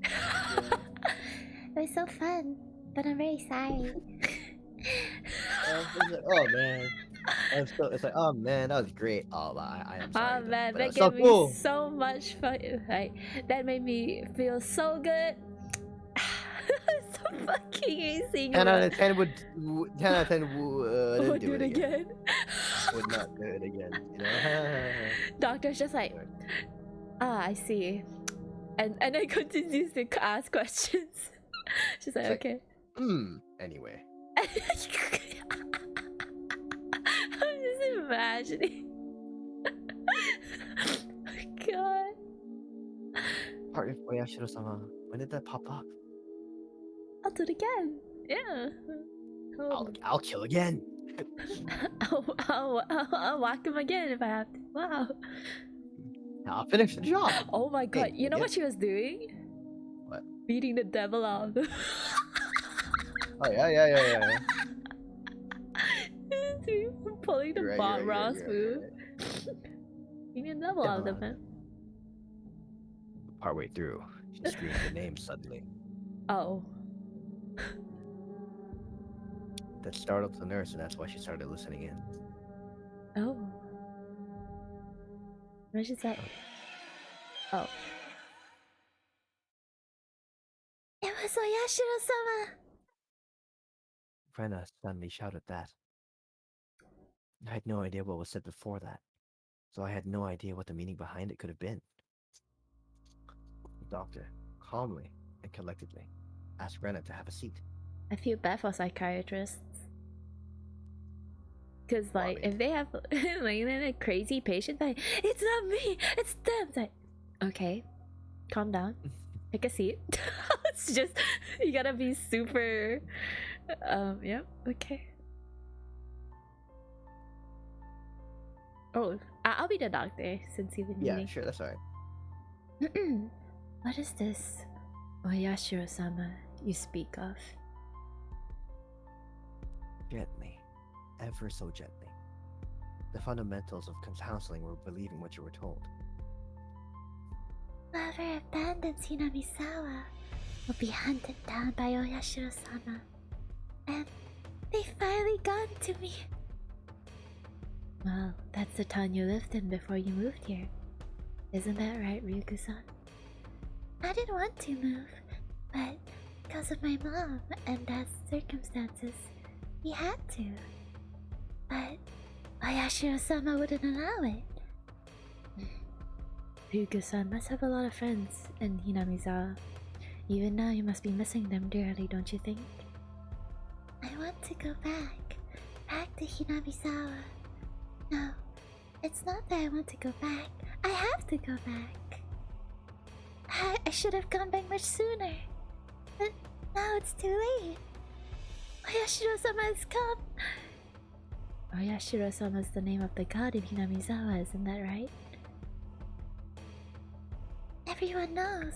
It's Hinamizawa's guardian deity. And if you ever try abandoning Hinamizawa by leaving, you'll incur his wrath. You have moved quite a while ago, didn't you? Then it was just now that this god has arrived, is what you're saying? You might not believe me, but Oyashiro-sama exists. She was then asked by another nurse to do something and left the room. Damn. That was all she remembered.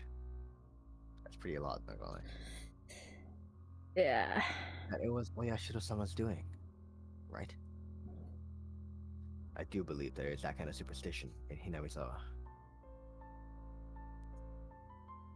That if you leave the village, then you incur Oyashiro-sama's wrath. You should be familiar with this part, Maebara-san. I knew very well what those scorned by the village incurred. To hinder the dam construction project, the curse the construction foreman to his death. Then the following year, Satoko's parents, supporters, and leading advocates for the dam were cursed to their death. But this was the first time I'd heard the curse incurred by leaving the village.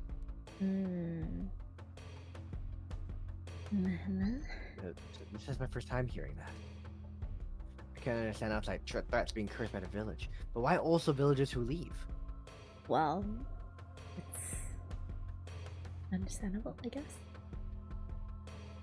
Anyway, normally people who leave villages aren't supposed to be cursed, right?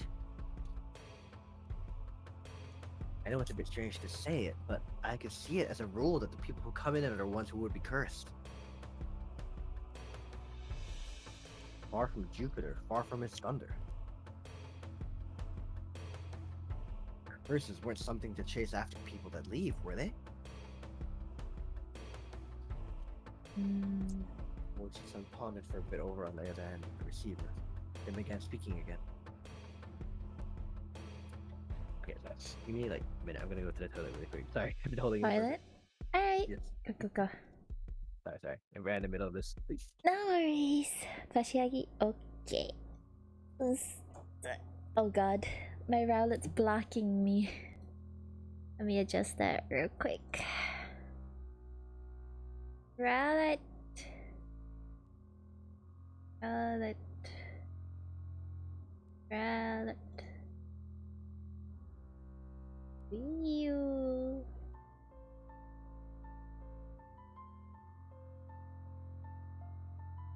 There we go. Yep. To do it. I'm gonna hug my plushie. I've been hugging my plushie this entire time, actually. Because, you know, spooky. And it gives me reassurance as I hug this thing. Yeah. Yeah, yeet.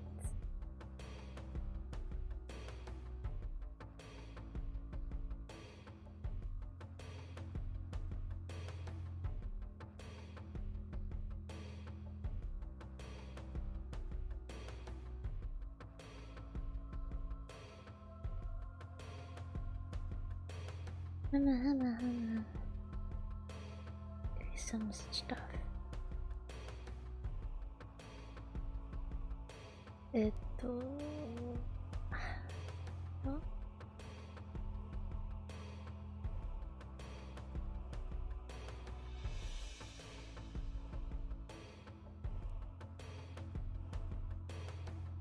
Wait a minute.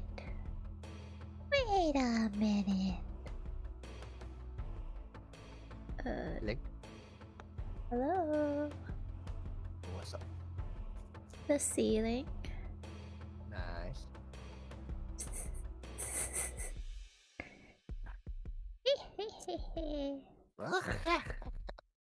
Yeah. You good to go? I am. Yes, the gooch. Wait, let me bite this Kit Kat for a second. You have a Kit Kat? Yo, share. Alright, Hungry. I split it in half already. You take. It's so thick. You know what? Where's my gummy? Gummy. Ugh. Fucking wrapper. Don't worry, guys. We're professionals. We totally don't eat on the job, you know. We totally don't eat our job.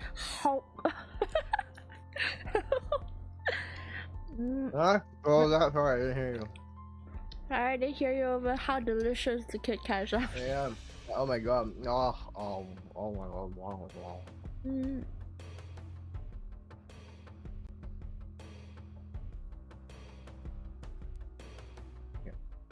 Oh, no. Delicious. Delicious. Alright. You good? Yep. Well, I told you long ago when he and Misawa was called Onikakushi, right? I recalled hearing that. Long ago. When? It was on auto. Okay.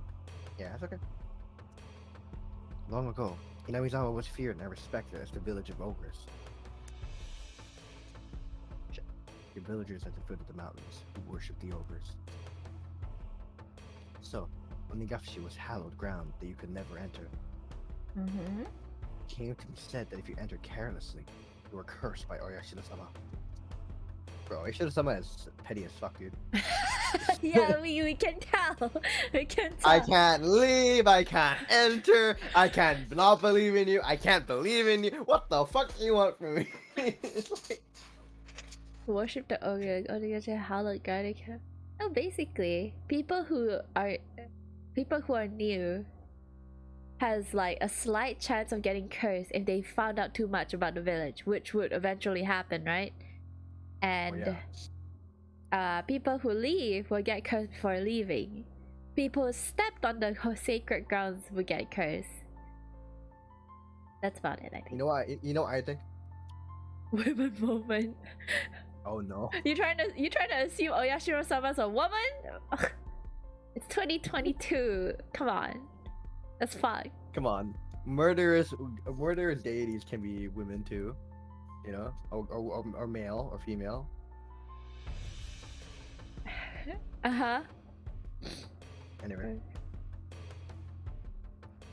Seriously, yeah. It's like himada na kono kami-sama. Like literally nothing else better to do. She's the guardian deity of this thing, but all she does is curse his people, I swear. Well, yeah.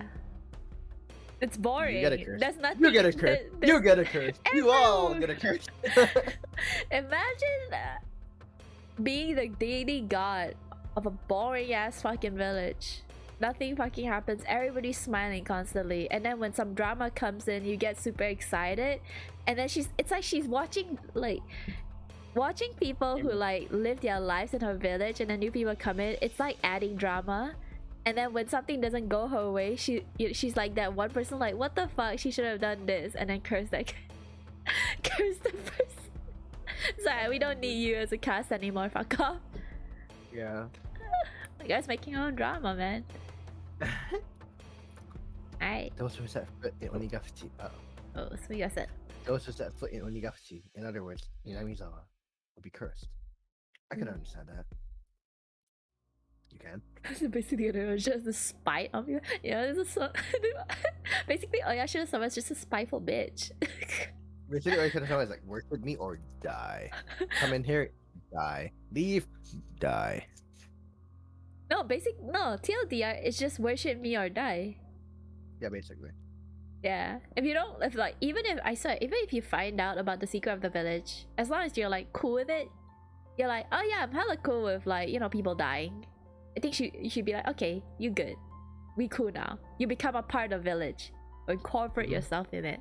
And then when new people come in and then they don't accept the teachings of the village, that's why she's like, bitch. You know, buddy, this is why we have problems, yeah? Yeah, you know what I'm saying? So basically Duplay. Wow. No, basically, yeah, basically. What? So, I think Rao is not saying it's like Dupley. I think he's saying. Oh yeah, basically. That's basically. Oh yeah, okay. Basically Dupley. Oi. Like, what the fuck?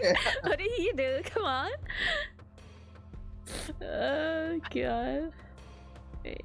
I know that, but for leaving to also be no good, that's petty, man. What the fuck? Yeah, that's kind of fucked up, man.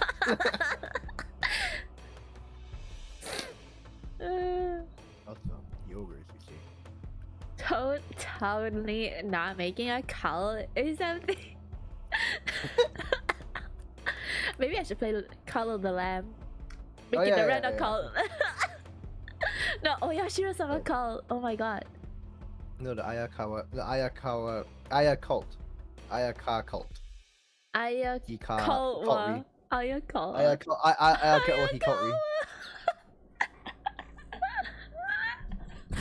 Ayaka. No, man, no. Is that Oyashiro-sama? You know, Oyashiro-sama just sounds like Oyashiro. Oh yeah, Shiro. It can mean a lot of things depending on how you see it, huh? Well, yeah, true. Oyashiro, doesn't Oyashiro could possibly mean like a castle? A castle? Oh yeah, Shiro. Shiro. Well, yeah, Shiro does mean castle. Oh yeah, Shiro, what, like mother castle? That kind of mean. Oh yeah, parent, white parent. Oh yeah, Shiro, parent white. I count these nuts in your mouth. That's not how it works. That's not how it works. I thought we talked about this yesterday, saying like it's not the same. You gotta. The sentence has to make sense. Or else it's just you can slap anything and then just saying like put a these nuts at the end. Called me. He called me Hiro. Stop. Oh my god, Oh, yeah, yeah. Hikami. The Hikami. Oh yeah, yeah. Hikami. Okay, yeah. Yeah, Kami Hikami cult of Hinami. No, yeah. Oh, thank you, sir. Wait, what happened to Hey. Tsukami, bro? Tsukami. Nah, it don't exist no more. No, it still exists. I am Rena. I am a worshipper. I am. Yeah, it's like I'm not gonna curse people for random shit. You guys can do whatever the fuck you want. It's like, you want to leave? Go ahead. You want to come? Come on, come say hi. Yeah, you don't want to believe in me? Sure, whatever, man. I have better things to do. I've typed out Tsukami for a long time too, man. All I've been saying is Tsukami, man. Well, I guess I haven't streamed in a while, so Anyway, let's go back and check. Sorry, let's go back and check. This flashback. Thank you forever. Okay, fine. Also, by the orders, you see, you're being strictly watched by Oishiro-sama, so they will not enter into our world. At least she does she's. do something. Oh yeah, so she does do something. She's not just a spiteful bitch. You just went on a fucking tangent about how she literally does nothing. But okay, here we are. In other words, Oishiro-sama probably restricted interaction between Onikakushi and the rest of the world. Poog. I see. I finally understood what sort of thing Oishiro-sama was. So basically, Oishiro-sama is more like a warden than a protector or deity, I guess. Mm-hmm. Try to keep this place isolated from the rest of the world. I guess that's how it would seem. I'm sorry, I don't know very much myself. This is mostly what was passed on to me from my grandmother. I could understand it a bit better if it was like that. Those who came to Hinamizawa would be cursed, and those who tried to leave would also be cursed. 意味わかんないんだけど。それ何をすればいいんだろうもう So nobody can come in and nobody can come out. So the people who are in the village have to stay in the village. Yeah, in the village, and then those who are not part of the village have to stay out. But yeah, that makes sense. Yeah. Okay, anyway. So, because Rena originally lived in Hinamizawa and moved away, she fulfilled the requirements for being cursed. I just feel like there's like a checkbox that Yashiro-sama has. It's like, oh, she moved out. All right, ticks. Yeah. All right, she's like getting cursed. She's like an immigration officer. But, no, sorry, stamp. You're cursed now.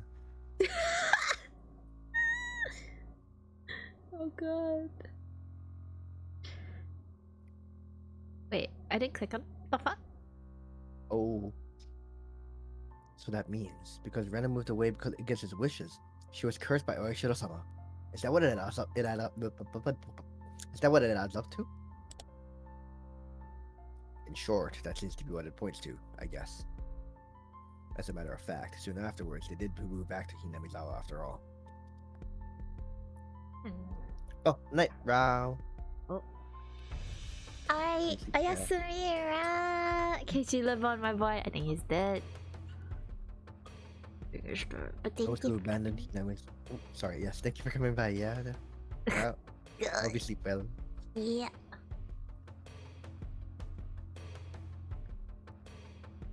Then, why only Rena?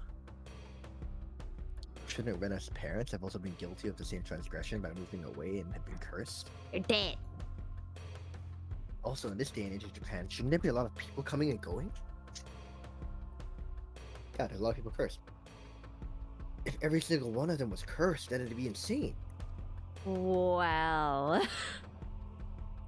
But in reality, it wasn't that big of a deal at all. At most, there'd be one person dying and one disappearing on the day of the Watanagashi. I don't like saying at most, though. Well, anyways. There's a lot I still don't know. Even if it was Oishiro-sama's curse, it doesn't add up as to why her classmates, the victims who were beaten with a metal bat, wouldn't press charges. That's true. You don't think the victims were coward because they believed that a terrible curse had befallen them, do you? Wow, maybe. Of course I didn't want to believe it.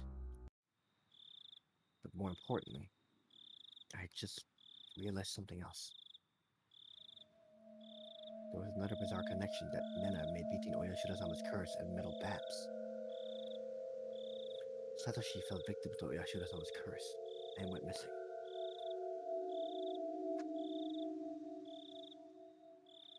I recently learned that Satoshi had also become infatuated with the metal bat right before he disappeared. Just like me. The bat's cursed. Uh-huh. Then Rena as well. She was affected by Oyashiro-sama's curse. She confessed that much to the doctor. And the whole weapon she had used at the whole time of this horrendous act was again a metal bat. All the Oni bat. Oni bat. The Oni Actually. club, you know. Yeah. It's the Oh Oni club. yeah, Oni and oh yeah. It's her. Oh my god, it's her club. Dude, Yeah. that baseball bat is her club, man. And finally, me. I'd encountered various things that were inexplicable, and I was holding on to a metal bat. Now you're gonna punch I was all your shocked. fear. Oh no. Yeah, right. Jeez. Yeah. Oh, you okay? Yep, Oh I'm no, okay. he's getting. Yeah. Oh, What? yeah. I'm getting what? I'm sorry. Yeah. No, you're getting the Oyashiro-sama curse. Something's happening. There's no metal bat in my house though. Or is there? I was shocked when I learned that Satoshi did the same thing. It couldn't be. The same thing happened to Rena? Dun, dun, dun. But there was one critical difference between her and Satoshi's case. That being, Satoshi went missing after falling victim to the curse. But Rena was still here. Both of them had fallen victim to Oyashiro-sama's curse, yet they were met with different endings. And finally, me. I couldn't call it a coincidence anymore. Rena, Satoshi, and finally, me. How does this village survive this long, these many murder cases? It's not. There's only like what, 3? No, 5 years. 5 years? Yeah, 5 years. First it was the dam, and then there was the Then it was the parents of Satoko. Then it was the I think it was the priest. priest. Yeah, Rika's Then last year it parents. was the because and fourth year was what? Yeah, Fafio was the housewife, and Satoko was Housewife. Uncle and aunt or something, and then Satoshi. Oh yeah. Yeah, Yeah. so this is the 5th year. This is the 5th year, and the ones who were killed were the Tomitake-san, and one who went missing was I think his The woman. girlfriend or Yeah. the woman. Yeah. Could it be that I really was under Oyashiro-sama's curse right now? No. More importantly than that, what should I do now? Satoshi had been demoned away, vanishing without a trace. Rena was fine. Fine? Rena had undergone a change. I could only believe that there was something that wasn't Rena residing within her.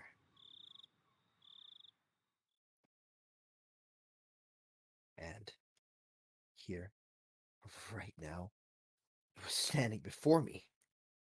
Dun dun dun!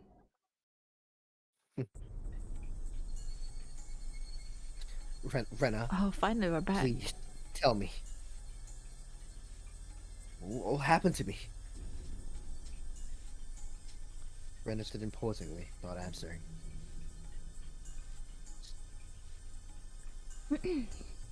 Satoshi disappeared. But Rena didn't disappear. So, what will happen to me?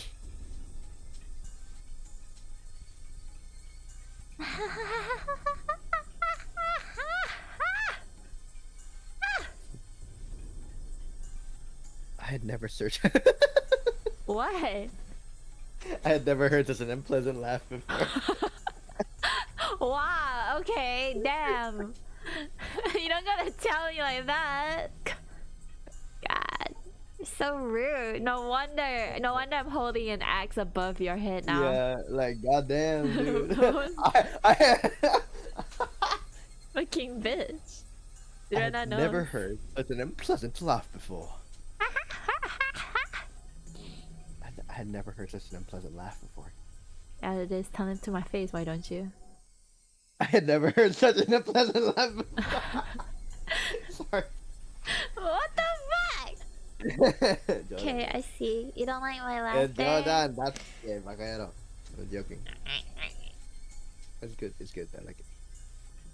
It had become akin to the sound of her breathing. It was no longer a voice or an expression of feeling. Don't worry. I'll save you.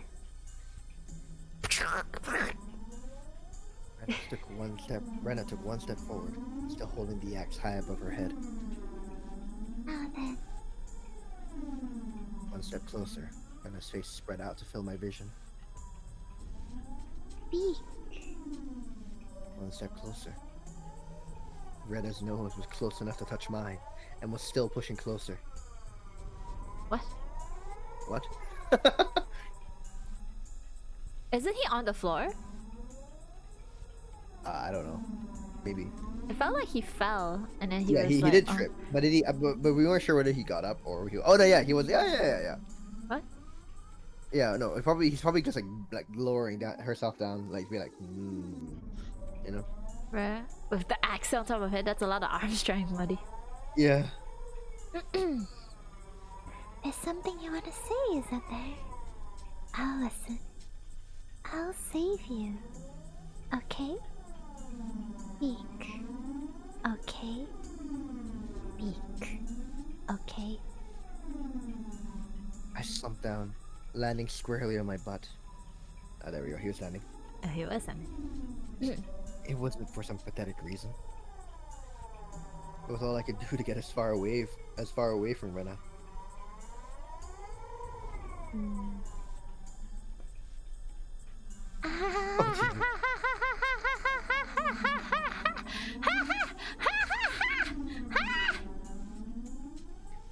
I had the gut feeling that I couldn't let her laughter end. I thought you were about to say, I've never heard another pleasant laugh before. I was waiting. I was like, I was gonna say it. Nah, I couldn't do that to you. But you just did. Again. I see. I see. Because when the laughing ended, the moment I picked up on that feeling, my body moved by instinct. I sprang to my feet so fast I couldn't believe it. I pushed Rena away with both hands. What? Rena was as light as a feather. Okay. Thrown about by the imbalanced weight of the axe, she was sent backwards to the ship and carried off by the wind. Or after confirming that out of the corner of my eye, I dashed off at full speed. I was a perfect picture of fleeing like a greased pig. Get away from Rena. Run away. Run away. Survive. I couldn't think of anything other than this. While I was running, I remember I'd been holding on to the bat the whole time. The worthless weapon. I couldn't believe I'd forgotten about this weapon at such an important time. I sped even further down the winding path. I didn't even feel myself gasping for air or my legs getting heavy. My body understood it as well.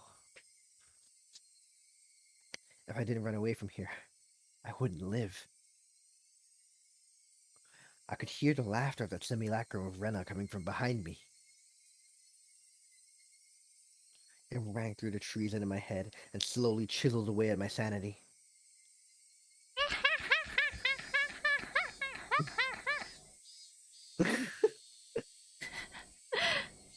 The grove of trees then is good. My field of vision suddenly expanding. Where was this? For a moment, I was bewildered by the scenery I felt I knew, but I couldn't quite remember. I quickly realized it was the damn site. It was the damn site. Sorry. You're good. The fact that I dashed madly and ended up in a place like this gave me a bad feeling, like I was following someone else's script. That's fine. I had a good view of my surroundings, but I didn't see a single soul there. It was just a terrible spot for someone on the run, but there was no better place for an attacker. My heart was already on the verge of bursting. The muscles of my legs were screaming, but I didn't care. If I stopped here, then they might not even be able to scream for much longer. Even still, I glanced back, looking for an excuse to rest. Rena wasn't there. Instead, I saw two villagers. I breathed a sigh of relief. I breathed a sigh of relief that it wasn't Rena, but a third party. And then they come to hunt you down. Yeah. Except the voice inside me rang the alarm once again. Villagers walking around and were suspicious what? Villagers walking around weren't suspicious in and of themselves, but it bothered me. They both wore rough-looking clothes. Empty-handed, they definitely gave the impression that they were just out for a walk. But at this time of day, two adults wandering about without a purpose, it was enough to raise questions. But more than anything else, those eyes. They weren't chit-chatting while walking. They were both silent, heading forward, looking in my direction. I thought he was going crazy, paranoid, or I think he is getting really paranoid. yeah, bro. What was I at the end of my rope and I finally started imagining things? I should run away. That was probably the best choice. If they weren't involved, I'd lose them easily by running. If they were part of the group after me, then they would come running after me. Either way, unless I hurried up, Rena would catch up with me.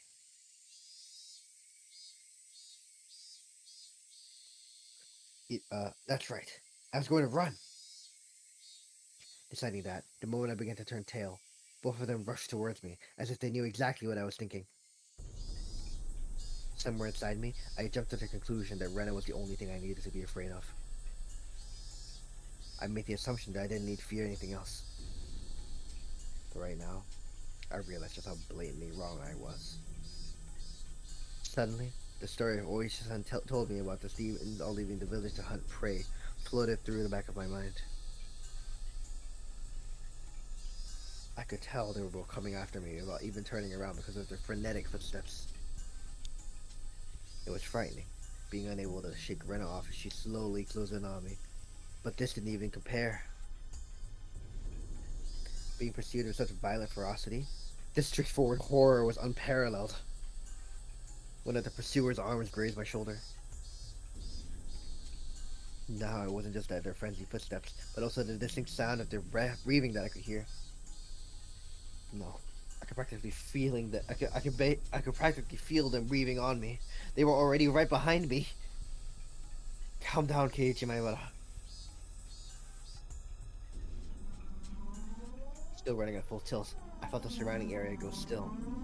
No, it felt like time itself had stopped. Before he killed these people with the bat, or Yeah, right. whack 'em. I turned my head back slightly in that frozen world, realizing how close my pursuers had gotten to me. I couldn't win against the legs of an adult. Excuse me.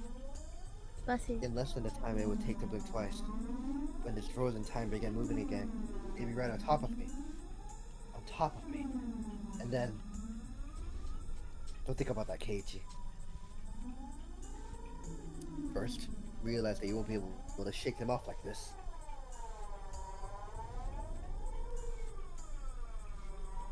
It's the fact that you can't get away that with a given. Then you need to make a decision.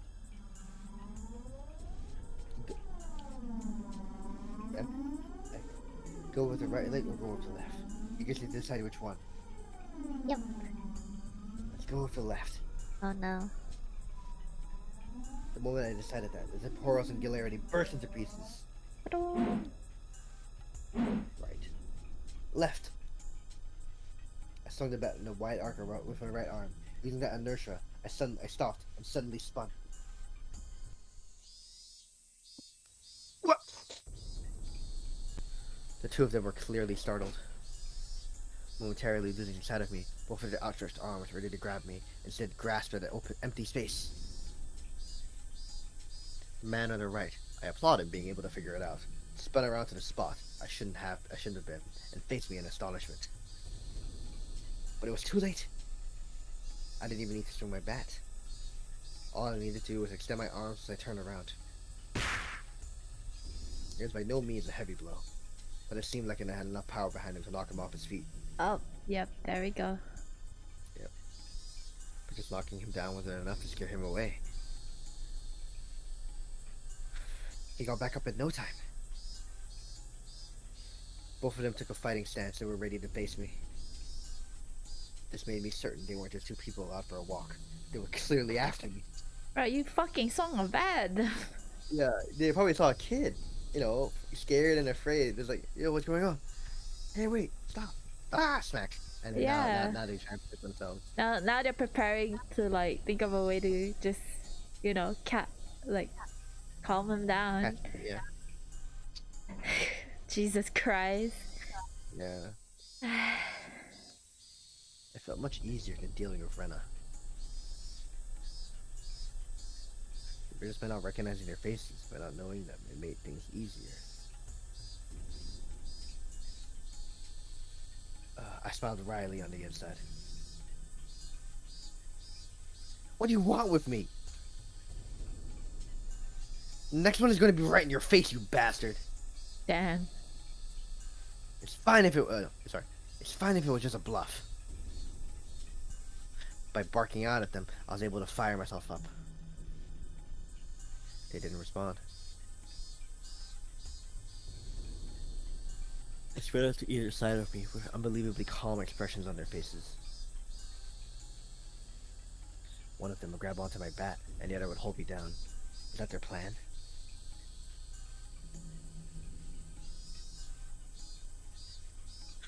Taking on both of them at once will be impossible. Mm-hmm. Hot sweat poured from every pore in my body. Then I just have to settle it. With the first move. I'd step in and strike the first one down. Narrowing my target down to the man on the right who had already been knocked down before, I stepped in and swung my bat with all my might. There was no way for an unarmed person to guard against it. It would cause immense damage. I swear. Yeah, I don't know, man. She kind of. The fact that he's like, it will cause him so much. Yeah, fuck you. I'm just like, bro. I guess in all his insanity, he doesn't want to think twice about cats.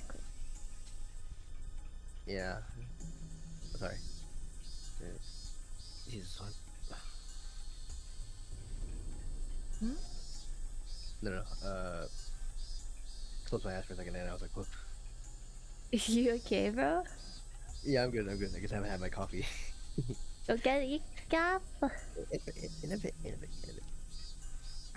If they blocked it with their arm, their bone would snap like a twig. If they turned their back to it, then it was possible that the blow would travel all the way to their vital organs. It looked like he was aware of this. He pushed farther through the kill zone between us and delivered a fist right into my gut. Oh. Good. For this distance, in this position, and in this state, there was no way for me to dodge it. Ooh. What the fuck? That was a gun. The world flipped upside down.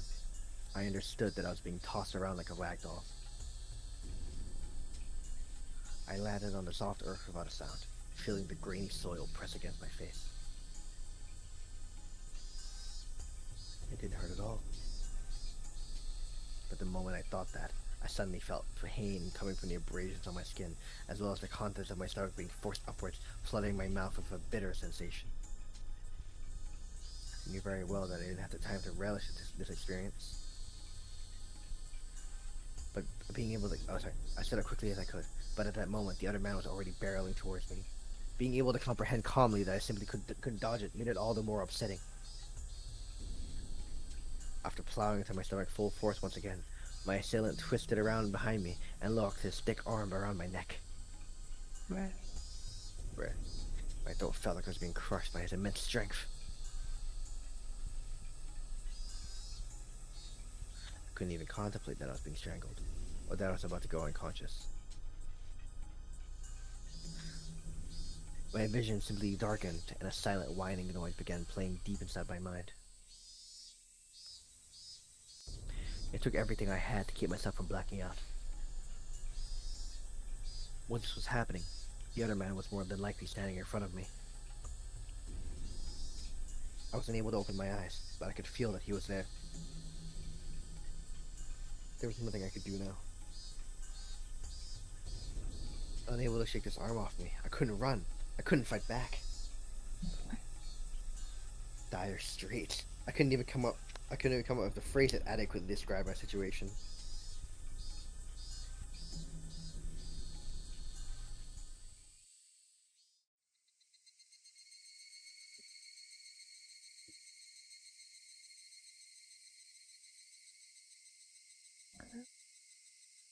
Oh.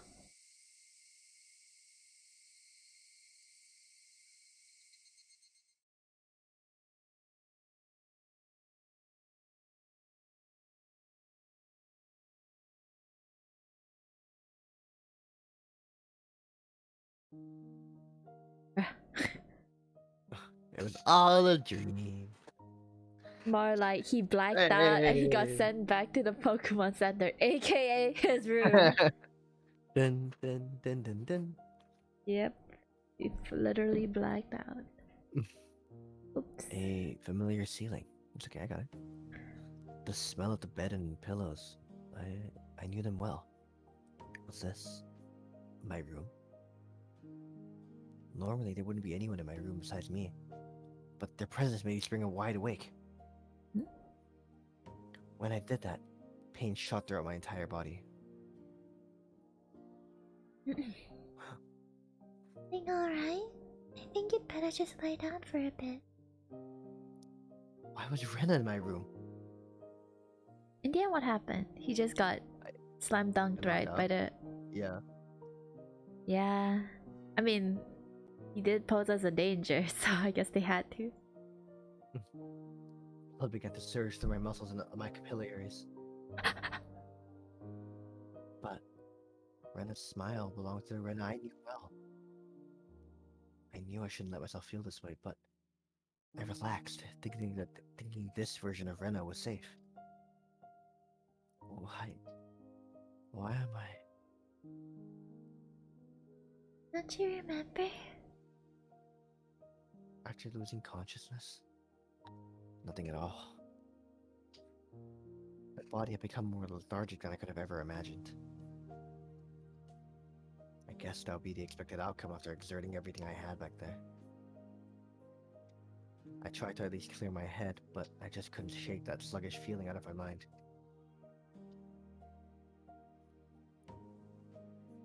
I called the doctor. He should be here soon.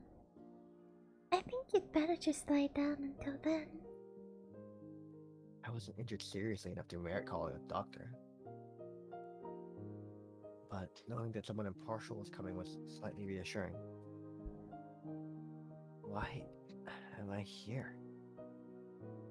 I'm sure I was at the damn site. That's what I wanna know. What happened? When I got there, Cage-kun was already passed out. That's why I'm the one who wants to know. I was attacked by two weirdos. Uh. Yes, I talked about it. I finally remembered what happened right before I passed out. Recalling that memory and the terror that went along with it caused the fogginess around my head to clear right up. Let's forget about those two for now. I didn't expect Rena to be nursing me. Thought Rena was trying to kill me. She would have had the perfect chance while I was unconscious. Not only did she not kill me, she had nursed me back to health. Amazing you could drag me all the way back here. Wasn't I heavy? Looking at Rena's delicate frame, it was hard to believe that she had not only gotten me back home, but even dragged me all the way up to the second floor. Did she have some help? Don't you remember, Keiichika? Rena appeared a bit surprised, but still kept her smile.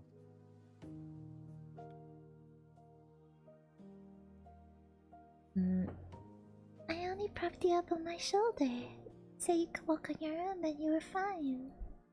You don't remember? I didn't remember. Mm. My memory was fuzzy after the point where I lost consciousness. What about those two? Huh? When you got there, Rena, the ones with me, or rather those two guys.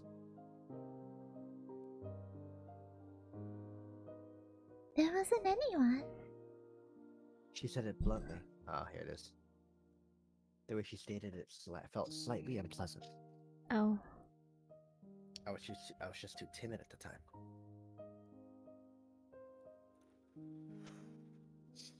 I might have been able to force some answers out of Rena.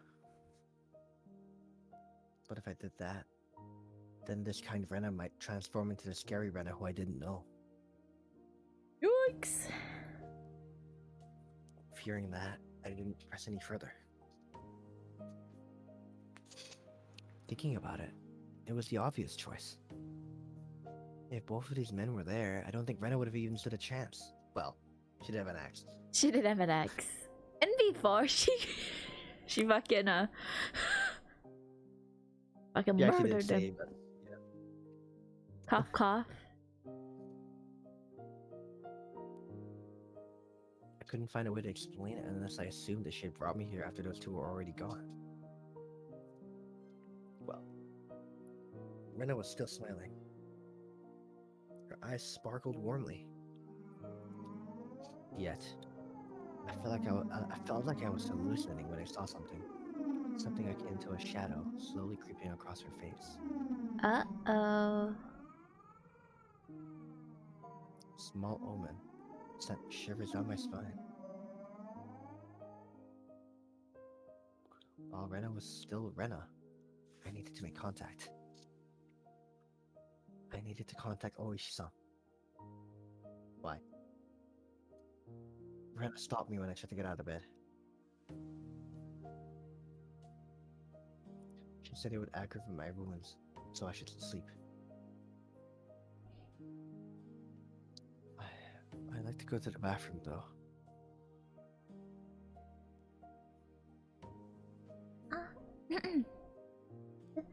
Sorry. Rena couldn't say anything else.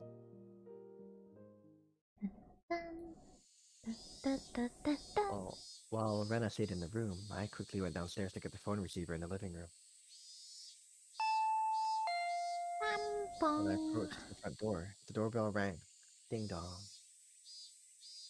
It must have been the doctor Rena had called. It was strange for a patient to welcome in the doctor who was making a house call. But it would be incredibly reassuring to have him here for the considerable time it would take Oishi-san to get here. I carelessly opened the door with that simple assumption, and regretted it almost instantly. It's Mion? It's Mion. Hey! Hey. Mion? Oh, you look just fine. I heard you collapsed, so I came to check up on you. How did you know I collapsed? Well, I heard from Rena over the phone. Do I need any other reason than that? I understood why she would call a doctor. But why me on two? Rena was descending the stairs behind me. And doesn't Kei-chan look pretty alright? Sheesh. Yeah, alright. Oh, wait, wait. Sheesh, you made me worry for nothing. That's true. Maybe I worried for nothing as well. Ha ha ha ha ha ha! Both began laughing. It appeared to be cheerful laughter, but I couldn't shake the feeling that there was a darkness looming over them.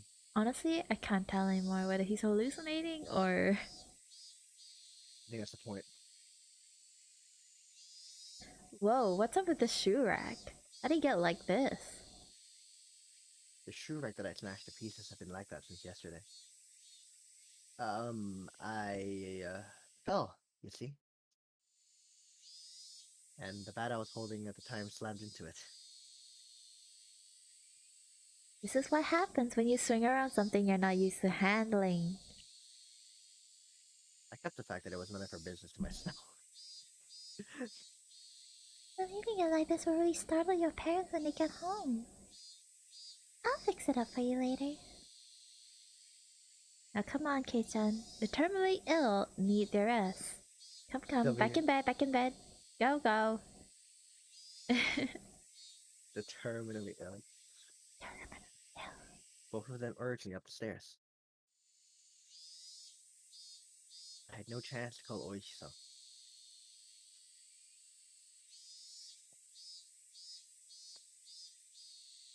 I was pushed into my bed. Kinky. As it was the first time Mia had been in my room, she began searching around it intently. Oh. She fiddled around my room and was scolded by Rena. You can imagine how it went. It was uncomfortable having my room being poked around, but the conversation was so benign that it was heartwarming. During that innocent conversation, Mia did something as though it was perfectly ordinary. Uh-oh. Uh-oh. Rena, did you call the manager? Yep, right after I called Mi-chan. He said he'd be right over. Manager? That out-of-place word gave me a bad feeling.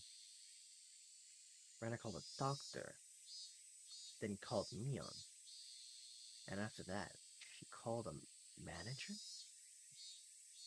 Who was this manager? Since Rena and Mion's conversation was so peaceful, it only felt slightly odd. What are you two talking about? Nothing. Oh, we're thinking about how to hide your body. Yeah, we're thinking of how many pieces we need to shove you up into, you know? It's like, what, maybe 6? Who knows? Depends. What do you want? You pay for the deluxe option? Or?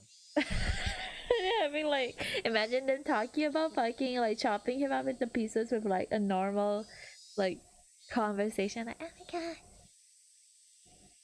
god. Yeah, literally, it's just like, so, how would you like to be dismembered? wait. And I was like, Who? and this manager. Shit. Wait, what's up? No, you're good. Didn't you know, Kei-chan? We mean the manager when we say manager. What? Like the director of a movie. Or like a foreman of a construction site.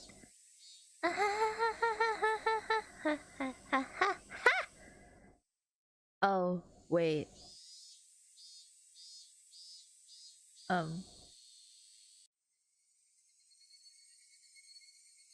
dug through all of my memories for a manager who might have business with me. Only one thing came to mind. What Rena had said. The construction site foreman. The very first victim of the first incident. The dismemberment at the damn construction site. The foreman? But that was strange. He was supposed to be dead. And then he's gonna link it to the murderer who got away somehow. Yeah, right. Like, oh yeah, he's the manager. There was no way they could call him. don't understand what you guys are talking about.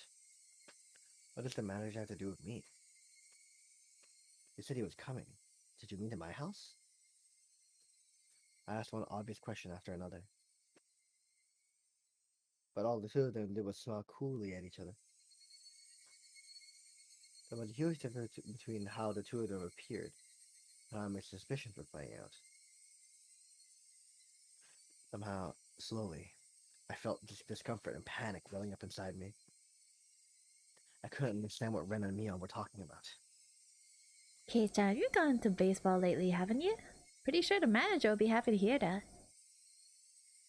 So who is this manager? The manager's the manager. Oh wait, no, that's... Yeah.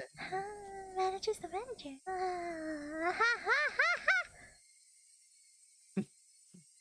So who is this manager?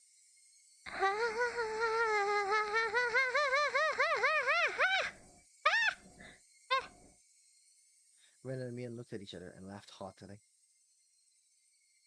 A disturbing cackle pleasantly resounded with the the disturbing cackle unpleasantly resounded around me. Resounded. Echo.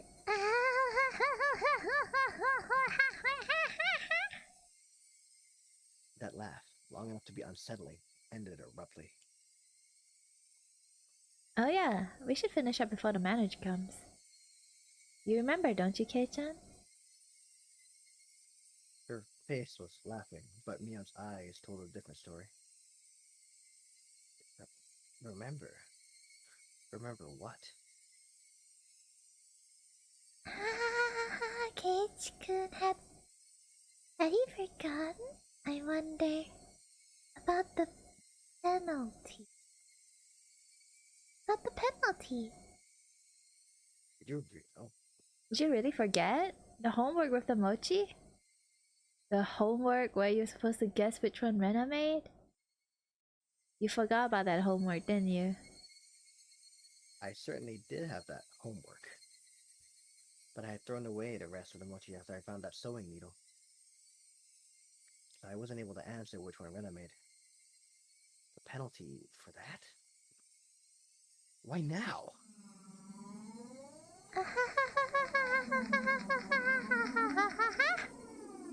No doubt my question was written all over my face. The answer to my question was that of dry laughter. I could no longer make heads or tails of anything. I began to think that this entire day was somehow insane. Somehow strange. Incomprehensible. Being chased by Rena.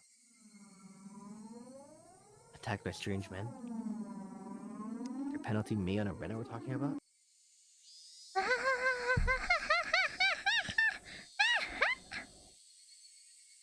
What were these two laughing at? It didn't take that long for me to realize I'd been dragged into an abnormal situation. Who were these two? Who were these people? Who were these doppelgangers of Rena and Mion? Rena had gotten behind me at some point. Why was she pinning my arms behind my back? Oh. What are you doing? Don't move. This is your penalty. My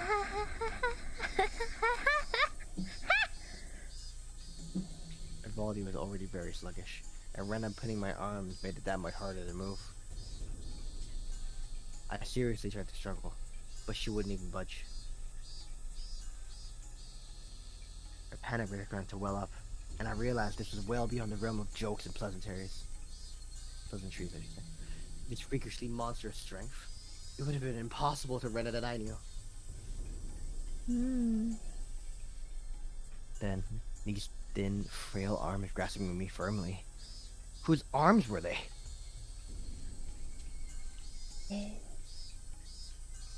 Kei-chan, no struggling. Club rules, there are no exceptions. You can't fight against the penalty. Mion? No, that thing that looked like Mion spoke to me exactly like how Mion would speak to me. But I was certain that this was not Mion. He's crazy. Crazy. Someone who wasn't Mion. Someone who was just pretending to be Mion. He's crazy. Need to finish this up before the manager comes. Mion fished into her pockets, pulled out something bizarre. A feather? I could tell what it was just by looking, but for such a thing to be in her pocket, my mind wouldn't accept it. What is that? It was a small syringe. It was a small, clear syringe, like what a doctor would use when you went to him and when you were sick. Rena held me even tighter, and I could hear that clattering laughter that no longer sounded like laughter blaring into my ear. That eerie laughter. It wasn't something that the Rena I knew would ever produce from her own throat. This thing that was pretending to be Rena, was this their real laugh? Unable to defend myself, the syringe Mion was holding drew closer. You know, the more I listen to this, the more I feel like he's like a chuny. Yeah, yeah. No, And then I thought about that really early. I was like, bro, this man's like this man has like his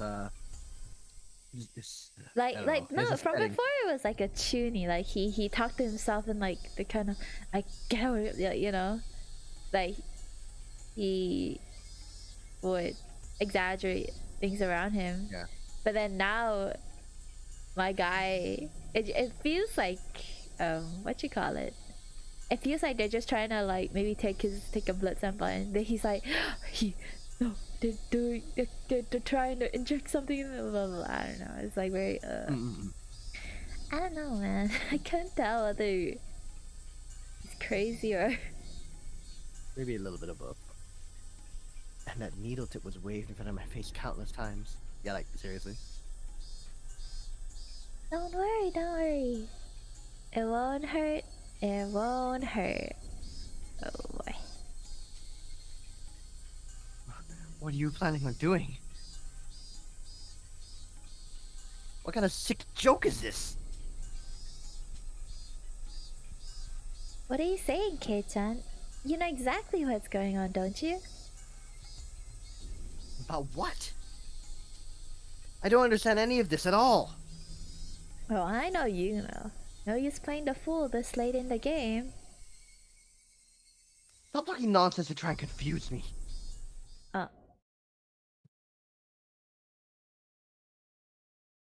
What? You're going to have done to you what happened to Tomitake-san.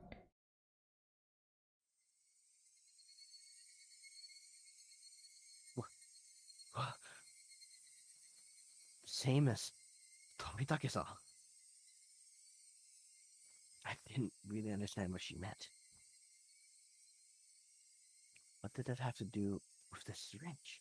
Oh, so it was something. Well, he was asking whether like was there any like drug that can make you go crazy. I guess this is what it was. You're playing dumb, Kate. Oh, wait. You're playing dumb, Kate-kun. You should have realized it by now. And I whispered into my ear, laughing as if to admonish me. But even the way she spoke was repulsive beyond compare. Playing dumb. Me? About what? What do you mean? The same as Tomitake-san.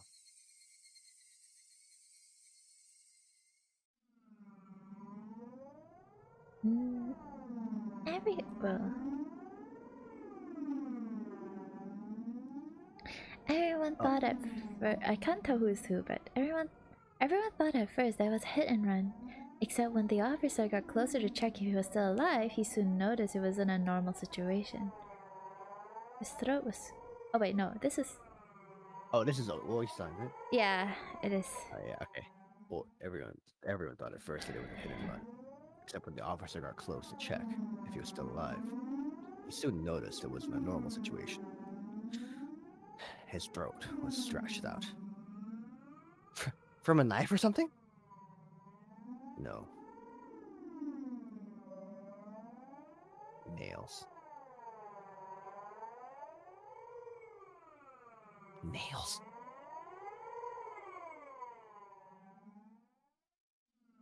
Nails as in fingernails? Was those gouged through? That's right. Tomitake-san had clawed his own throat out with his own nails and died. There's no way somebody could die like that. So then, for that to happen, we thought drugs were to blame, but I think the nature was detected. That's right. The police didn't find any drugs in Tomitake-san's system. Unless it's an undetectable one. Yep. The police told me they didn't find any drugs in Tomitake-san's body.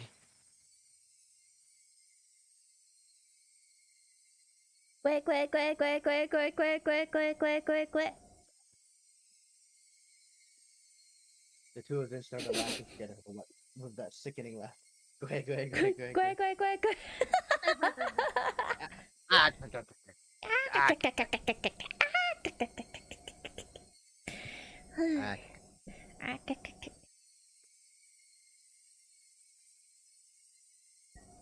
Ow. You okay? You just bonk yourself in the head of your like bottle. I bonked the mug onto my teeth. Oh. Did you hear that? Yeah, it sounded like you were hitting your forehead with it. Look, it just I was trying to drink and it just I'm like, ow. Yeah.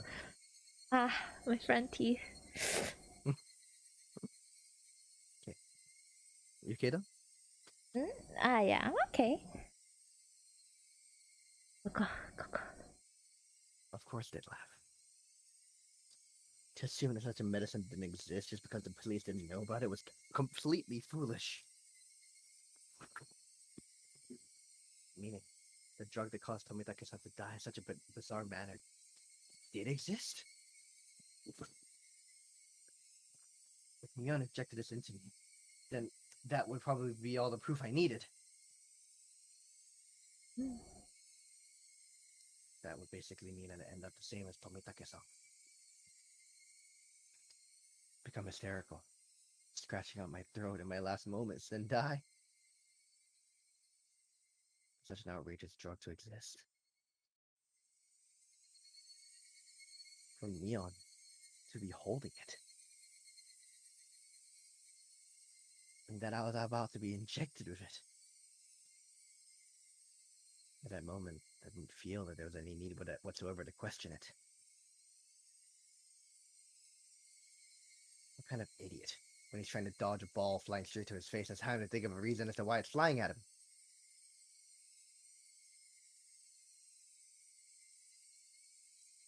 Just give up.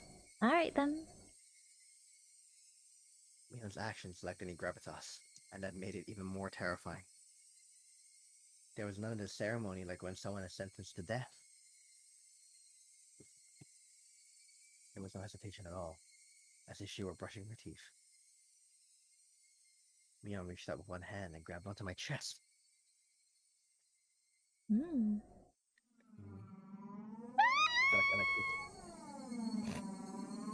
Felt like electricity had run through the... Hello? What? It felt like electricity had run through the back of my head and the entire world had gone black. Asige, tadaima. Oh, Kaidi! We're about to see our main character go crazy and kill himself.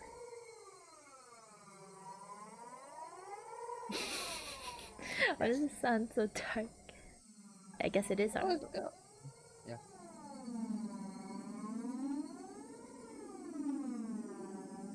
Really? Sorry, just a second. Take it down.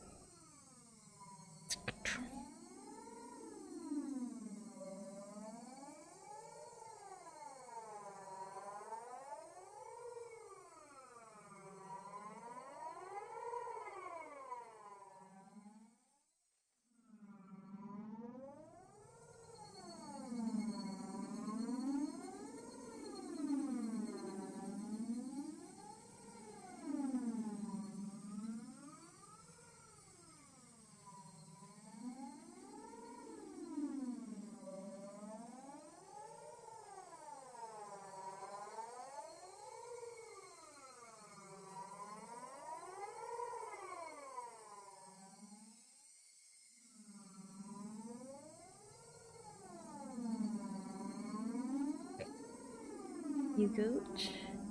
Yes. Did I stand up too fast?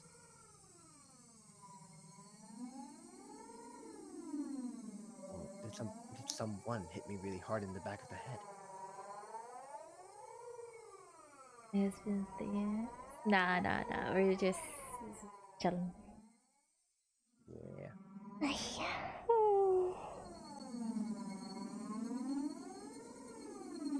Thanks for hydrate. Having lost my sense of balance, I was assaulted by a wave of dizziness.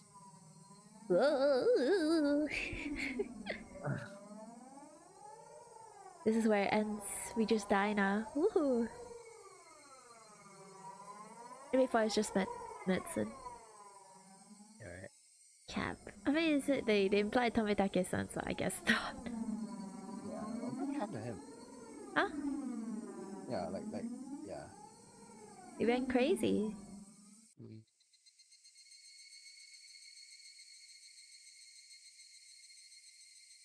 I slowed it down for a bit. When I came back to my senses, my entire room had changed drastically. The numbness in my head was gone, and slowly I could tell blood was flowing to my extremities again. How long had I been squatting here? How many minutes? Or had it been hours? It was almost as if the hands on the clock had stopped moving the entire time my eyes were closed. That's how little time passed. Really? The air in her room wasn't filled with that madness anymore. Just a dull silence. Rena wasn't there pinning my arms, and Neon wasn't there about to inject me with a needle. No way. Could it be? All of it was a hallucination? There was no other presence in the room besides my own. It was the weirdest experience I'd ever had. I was certain that I was with Rena and Neon. What did, like, now the thing is, where did they inject him? His arm? His chest, apparently. His chest? Could he not just not check it? I don't know, to be honest with you. I doubted my sanity for a moment, but I was also seized with some sort of comfort.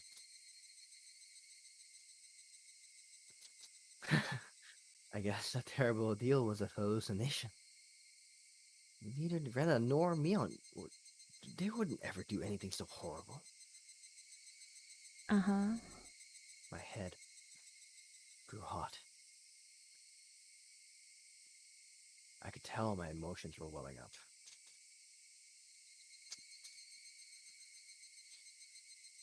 Why?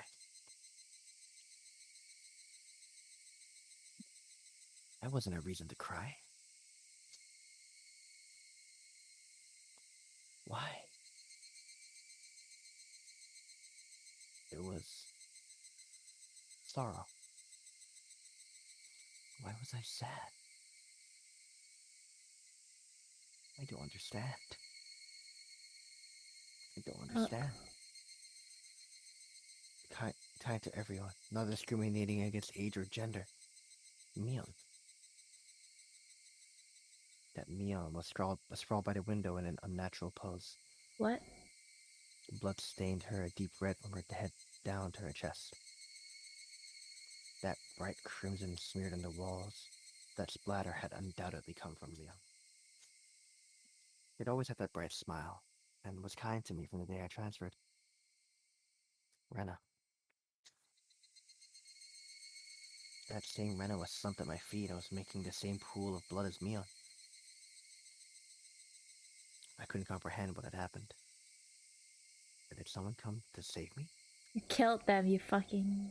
And they beat those two down? With this metal bat? Yeah. Oh, he still had the bat? Okay. Yeah, I guess so. I finally noticed the weight in my right hand. How long had it been there? It was Satoshi's metal bat. It was covered in a deep red. There was no doubt that this was the weapon used to mutilate both of them. And I was holding that weapon. I was the only person in the house. Looking at this objectively, I couldn't think of anyone other than myself who could have done it. I did this? That's right. Keiichi Maebara. Of course I did it. I told myself gently, as if coaxing myself. Hey, me? There's no reason for you to remember, nor is there any need to regret it. Eat or be eaten. You get that, don't you? But, the blood! The blood! There's so much! Neither Rena nor Mion had moved an inch. It wasn't just a split forehead and a trickle of blood. Nothing that simple. The entire room was splattered with red, and they told me it didn't end with just 2 or 3 strikes. Were they dead? Both of them? The depths of my mind were calm, but on the surface I was panicking and agitated. Calm down, Keiichi Maebara. What happened to your usual calm self? A usual calm self. I haven't heard that joke in so long. Imagine. Imagine, bro. Keiichi, we are like... You have not been calm for fucking days, bitch. Literal weeks of you being an absolute shithead that hasn't been calling us up. Now you're gonna come and spring this shit on us? Fuck you. Okay, come on now. Do like you always do. Throw your head back and take a deep breath. Come on. Once, twice. Breathe deeply.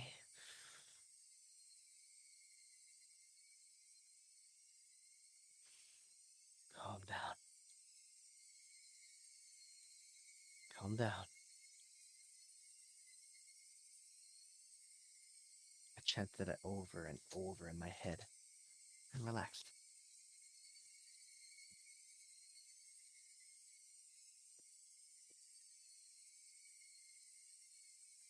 Color came back to my vision and smells re-infused with the air. At the same time, I remember what happened when I blacked out.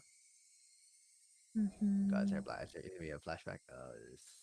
So much flashbacks. Yeah, you're on it. It just shows for that action while you're in a moment, you know?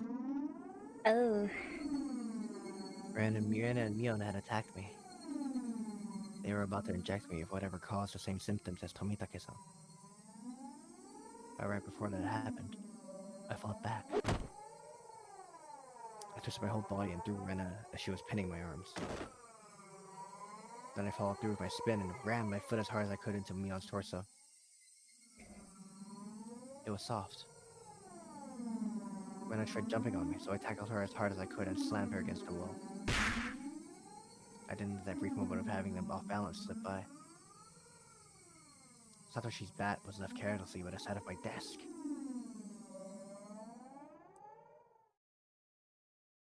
Weep. At that moment, everything went pitch black. There was nothing recorded past this point in the videotape of my mind. No, that wasn't right. Your self-defense mechanism working, I guess. They deleted it, yeah. It wasn't that there was nothing recorded. It was recorded just fine. Just the utter me inside myself had told me not to look, and had turned off the TV. Sure. What happened to my calm usual self? Imagine his other self is just like, alright, Keiichi, you can close your eyes right now. Like, you don't need to look. Okay. And then the guy went on a fucking killing spree. Yeah, exactly. Christ, dude. Jesus Christ. Just because the screen had gone black and I couldn't see it, didn't mean that the videotape within me hadn't recorded it. The TV was just off. The video was still playing. tape within me, creaking along, still playing. On the other end of that pitch black screen, that horrifying video was still playing on.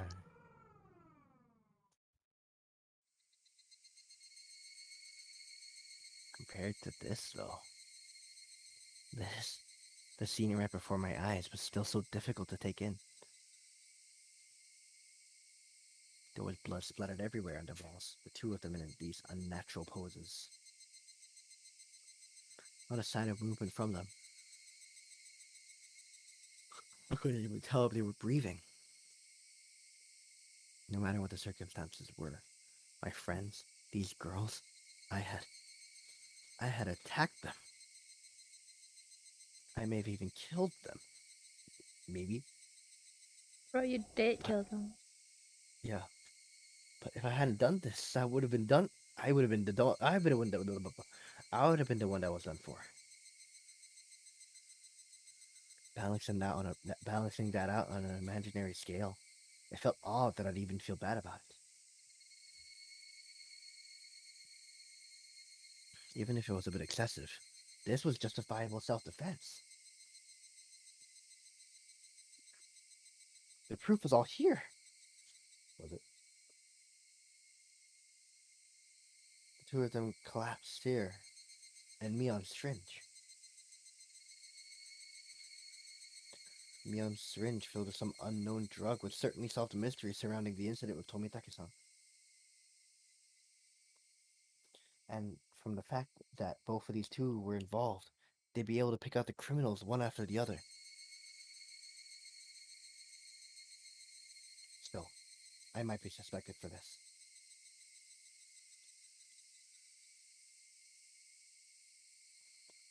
But that was just fine. Anyway, now this should be a police affair.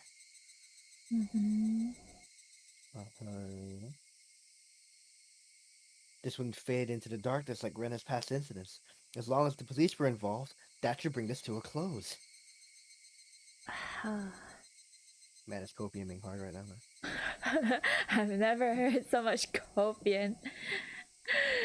It's so long. We'll go veg now. Thank you for the company. Ami, oyasumi sa.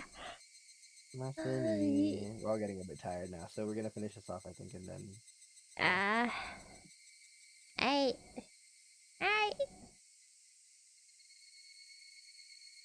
They'll probably revisit their investigation on the chain of incidents.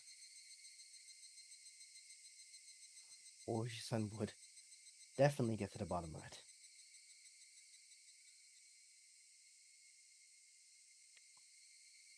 Meaning, my wish of not wanting to die.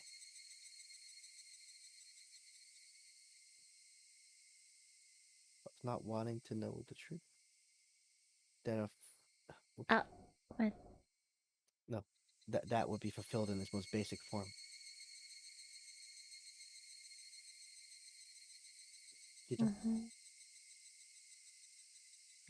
It was all a matter of time now. The Dr. Rena called should still be getting here soon. I'll confess everything to him. I needed to contact Oishi-san. You gotta get arrested, brother. Yeah. At that moment, I remembered. Besides the doctor, a manager had been called. It was easy to imagine that there was someone deeply involved in the incident, judging from Rena and Mion's conversations. That ache in my chest, caused by the gruesome deed I'd done, dissipated rapidly. Really? It wasn't over yet. It ain't over yet. Bro. This place was no longer safe. Stay calm. いいんだよ. Stop bugging yourself. It's not over yet. I need to live long enough to tell the police of this incident. At that moment, I felt like I heard somebody's voice from the outside. Since people were speaking, it must mean there was more than one person.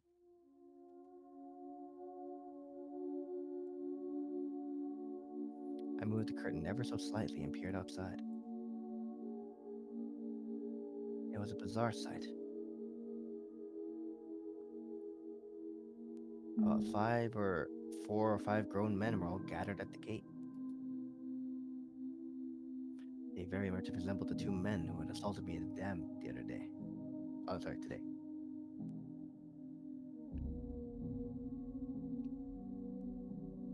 Those 2 might even be among them.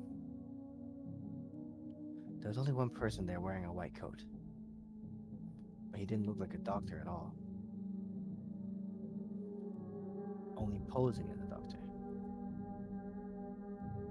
That guy would probably ring the bell and get me to open the front door. And then the rest of them would rush in all at once. At that moment, I saw the car parked behind the men, and my heart nearly skipped a beat. The white van! No mistaking it. The van, the one that had tried to run me down. That man in the white coat entered the gate and headed towards the front door. The rest of the men hid in the bushes and watched them. I probably couldn't pretend that I wasn't home. Undoubtedly, they'd just break the window and enter. I needed to get out of here somehow. Oh my god. Then use a public phone to contact Oishi-san. Then meet up somewhere. First of all, I need a weapon. Why? Oh yeah, true. Yeah, he needs a weapon to escape. This one is okay. Oh, Whoa. sorry, autoplay. It's okay. Then shoes. But before all of that, there was one thing I had to do. Hello, I had no hello, intention of shooter. dying. Hey, shooter. Thanks for the sound bite. I'd live and reveal the truth about this nonsensical curse of Oyashiro-sama. Remember to pocket that strange, buddy. Yep, but what would happen from here on, regardless of how determined I was, may bring about my demise. And that was why. There was one thing more important than getting out of here right now. My cup noodles. Yes. I needed to get that clock out quickly and take down the note hidden behind it. Damn it. The tape was sticking to it fast. It'd be fine if it was torn a little. I opened up the slightly torn note and began writing another passage with a ballpoint pen. If I wasn't able to inform Oishi-san, then the only thing I could rely on was this note. I never thought a piece of torn, college-ruled notebook paper could be this reliable before. I had no time. I'd only write what I knew right now. I needed to leave some sort of information that would lead them to uncover the truth. Playing as Higurashi. We're at the end of it. Yes. We're nearly at the end, I think. Rena and Mion are conspirators of the perpetrators. This was an undeniable fact. I still didn't want to believe it. But it was a fact. Anyway, I leave all the information that would help lead them to the finding of perpetrators. There are 4 or 5 adults, maybe more. They have a white van. This was everything I was able to see from the window. Yes. There may be more. Also, there was an unidentified person known as the manager. To begin with, the term manager didn't even mesh with Hinamizawa at all. If they were going to include the managers from past incidents, then the only one is the construction foreman, the victim from the first murder. The very first victim in the chain of incidents. Killed in a lynching, his body divided into 6 pieces. His right arm was never discovered. The police should have confirmed that death.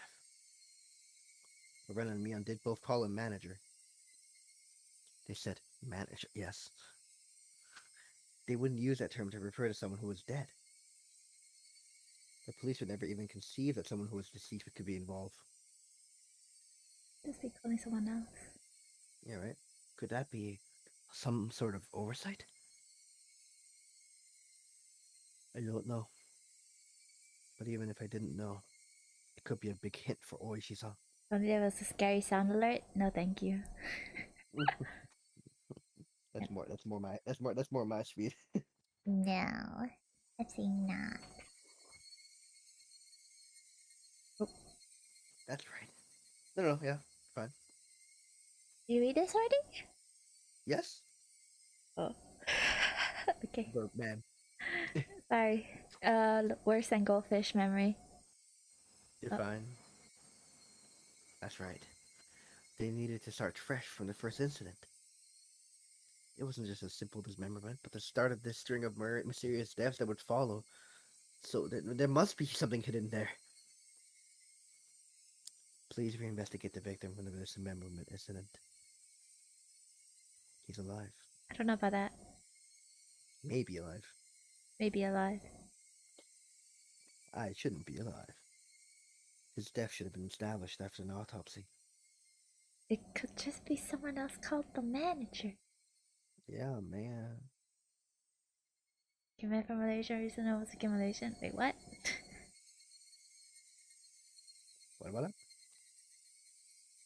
Your passport was missing for like 7 hours. Oof. Specifically 7 hours. Damn. Guess you found it? I hope you found it. Yeah, I hope you found it. Monka. Logically, you would think as much. But was that really the case?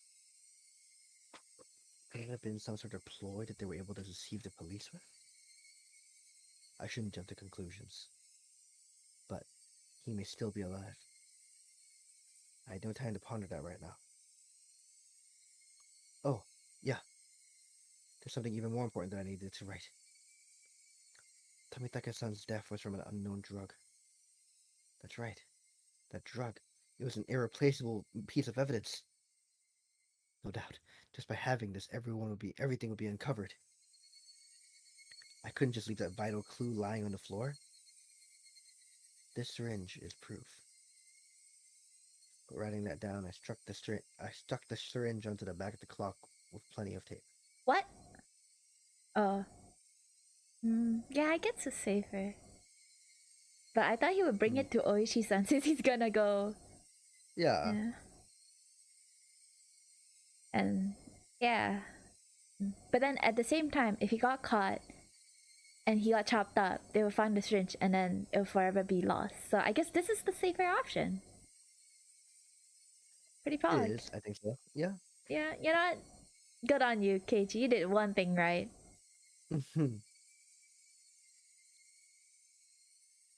So it absolutely would not slip out and fall to the floor. Firmly. Firmly. Oh. The bell rang. They were here. Hotel found in the recycling area after they say they looked everywhere. I was in the recycling area. But Recycling area. Monka is. Like, thankfully you found it. Yeah. I couldn't write anymore. But even still, there was one last thing that I had to write. I had no idea why it has become like this. Oh. This may be the closest thing to the truth out of everything I wrote on this note. If you're reading this, then I am probably already dead. Though you may or may not find my body. You hungry? Alright. Enjoy your food. Thanks for the like. If I was going to write out everything that could happen, either dying from the curse or being demoned away. You, who are reading this,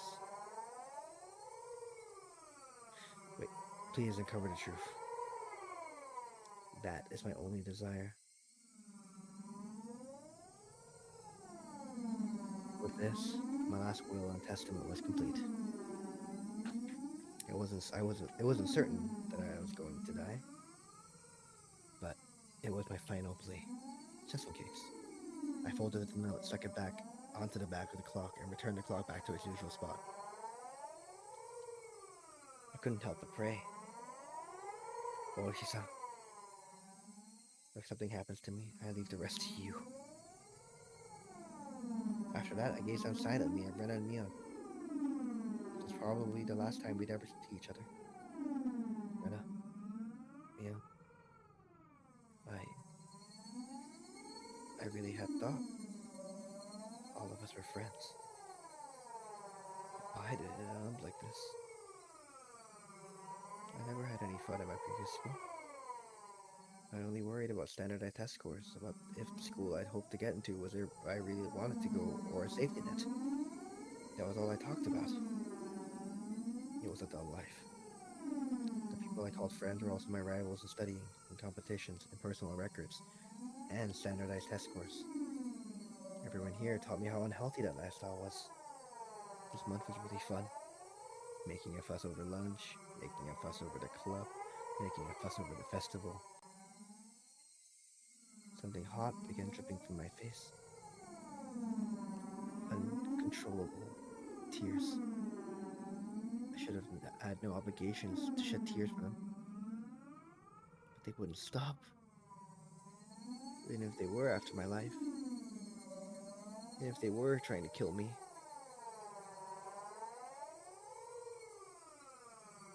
Everything that happened this month, I wouldn't forget it.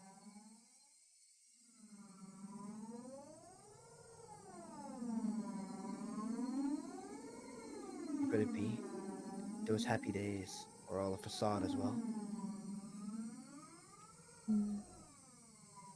Was it all a trap, meticulously orchestrated up until today to ensnare me? Could I just arbitrarily assumed that they were my friends? That couldn't have been the case. Both Rena and Mion, they really were my friends. Those happy days, there was nothing fake or unclear about them. Somebody probably forced them to try to kill me. Or like you brought this upon yourself. Yeah, or their minds were taken over, possessed by the supernatural entity known as Oyashiro-sama. Regardless, both Rena and Mion, they were the best friends ever. And when they were coming after me, it wasn't of their own volition. Wait, they weren't the kind of people that sell out their friends, regardless of whether or not they were forced. So I wish such a thing like being possessed by Oyashiro-sama could happen in reality. Then, did the real Nena and Mion come after me? What was I thinking? What a silly, dumb idea. Having beaten down both Rena and Mion, I was still debating if they're the real ones or fake. There was no real or fake, only the reality that was before me. Rena and Mion were sprawled out at my feet. That was the only truth. I was only trying to twist the facts to my benefit, that I'd beaten my friends to death. No matter how I spun it, it wouldn't change reality. Rena and Mion were both dead. It felt like there was a crack in the dam of strange emotions I was holding back. I felt like my calm state, which was nothing more than a bluff, had receded, and in that opening, insanity was leaking out. You were never calm. I killed them. I killed them. Rena and Mion. I killed them. I'm sorry. What? No, it's just I killed them. Bruh. I'm letting Echo pull me back into a state of composure once again. I didn't have a moment to spare. Quickly, I needed to get away. I didn't want to die. I would never uncover everything after that. I would uncover the identity of whoever or whatever had pushed me this far. Even if I had to drink mud and eat grass, I would survive. I would survive. I would definitely survive. I killed Rena for that very reason. I also killed Mion. I went that far just to keep living. So that I can't die. For my sake. And for the sake of the late Rena and Mion. I have to survive.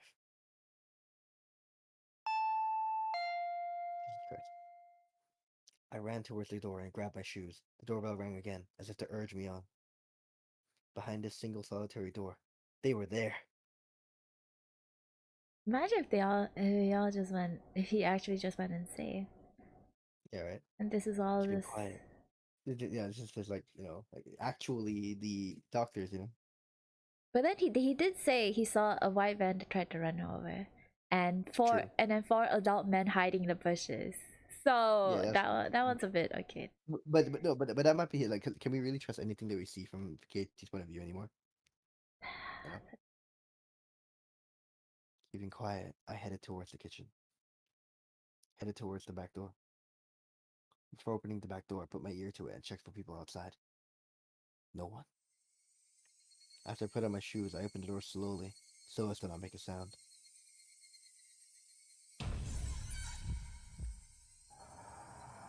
Yes! Back door! Ugh. A piercing voice echoed out. That voice stabbed through me, setting my hair on end. I had to run. Get out of here, Keiichi! One after the other, I felt stuff like rationale and intelligence, those things you use when you have time to spare, spill out of me. I didn't feel any pain from the branches scratching my arms and forehead. My autonomously pulsing heart also felt neither fatigue nor pain. My entire being just wished to live. There was nothing else that it desired. I probably had no complaints whatsoever. So of course I wouldn't feel fatigue. Well, I guess moving the screen. Yeah. No worries. I just ran. Dun-dun. Just recklessly rushing in the direction I was already heading. Ah. No, we're good. Even if nobody was chasing after me, I'd still be running like this. There wasn't a thought in my mind about where I was headed. Sir, I think we're about to hit the end. Yeah, we are at the end. Huh? Yeah, I think so. Turning around, I felt a presence right next to me. Bum, bum, bum. The presence was without a doubt chasing me like my shadow. Where's your shadow? Yeah, maybe. If I took even one misstep, I'd be devoured. That's what I thought. I didn't turn around. I didn't stop. I ran at full speed. Da-da-da-dun, da-da-da-da-dun.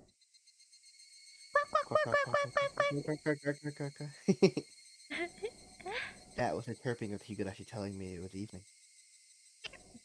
Trying to tell me something. And then I finally heard it. The wailing cry of the victims who didn't make it. Would I be joining them?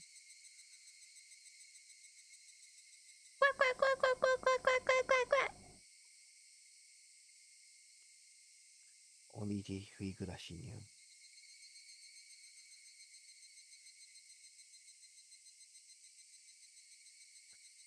Sorry, they knew everything. They definitely knew. So, I ran towards where I could hear more of the Higurashi chirps. But the further away I ran, the further away their chirping came. I couldn't get near them. Why are you all running away? Was it my fault? Was I the one to blame? Then I'll apologize. I'm sorry. I'm sorry. I'm sorry. Uh-oh. Yeah. So Just repeat Oyashiro yourself. sama. It's what Rena said, right? It's Oyashiro sama. I remember at the start of the game as well, we heard someone apologizing over and over and over again. Oh If they done something, yeah. That's Oyashiro. I think so, yeah. Imagine if Oyashiro sama wasn't a bitch. She just she just fucking cursed people, and then she's like, sorry, and then she can't control it. That's Maybe. sad. Who knows? I'm sorry. I'm sorry.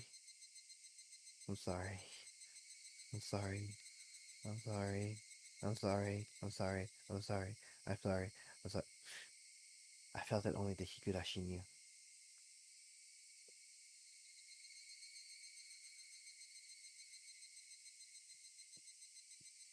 Don't tell me there's more. Oh, There is more, isn't there? I'm thinking. Oh, Chased by shadows. Achievement unlocked. great. Oh, god damn, we're of Oishi-san. It's okay, I'll read this. Oi! I Oi! Oi! Hoo-ya! Wait, water.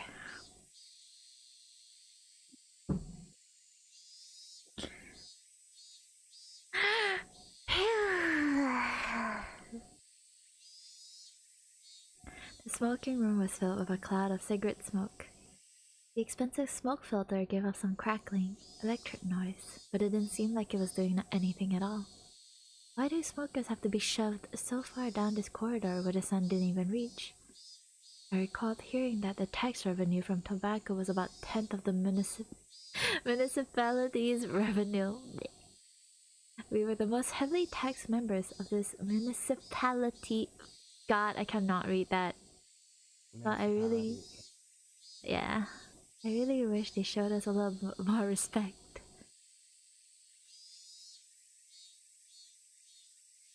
Oh my god, I'm playing mahjong. Why would you discard the 5 manzu there? It's just decreasing your options.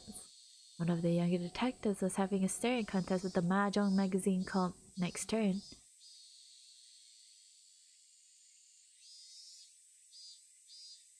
You wanna read Oh yeah, Oishi-san? sure, yeah, sure. You're still in Tenpai if you cut the 5 manzu. If you're betting on Haite, then shouldn't you be going into it with a manga? Kuma-chan, look at the pond. They all discarded the 5 manzu. It's a safe tile. You'd hate it if, at the end game, someone was sitting on a Tenpai at the last turn, wouldn't you? The cat let out another groan, put out his cigarette, then took out another one. Well, I just don't agree. Why would you reduce your own options? By the way, you can't call it wrong with your winning tile in that Haite. What is that? Just then I heard a voice coming down from the hall. Are you here, Oishi-san? You have a call from a civilian. Oh, whoa, ain't that something? Well, see you soon. And then it's Keiji. Oishi-san, I killed my best friends. Probably. Well, why can't you call Ron on it? Hold on for a second. Oishi-san! Come back! You will never know. The man sitting in the seat Oishi-san was heading towards waved at the telephone receiver. Outside line from a payphone. Oh, why, thank you. Sorry to keep you waiting. This is Oishi. Who is it? Oh, Oishi-san? Hello? Oh, if it isn't Maibara-san. Why, good evening. From the From the top. tone Oh, sorry. I mean, Oh, wait, yeah, this is, yeah, sure. This is, I'll help you voice the dialogue, okay? okay. from the tone of Maibara-kun's voice, I already knew he was in a predicament. This was the first time Maibara-kun had phoned me, and he was calling from a payphone. Please, calm down. Something happened? Well, His voice was his so voice red. was... Go Sorry. back, go back. No, you go. His voice was erratic over the line. He had completely lost his sense of composure.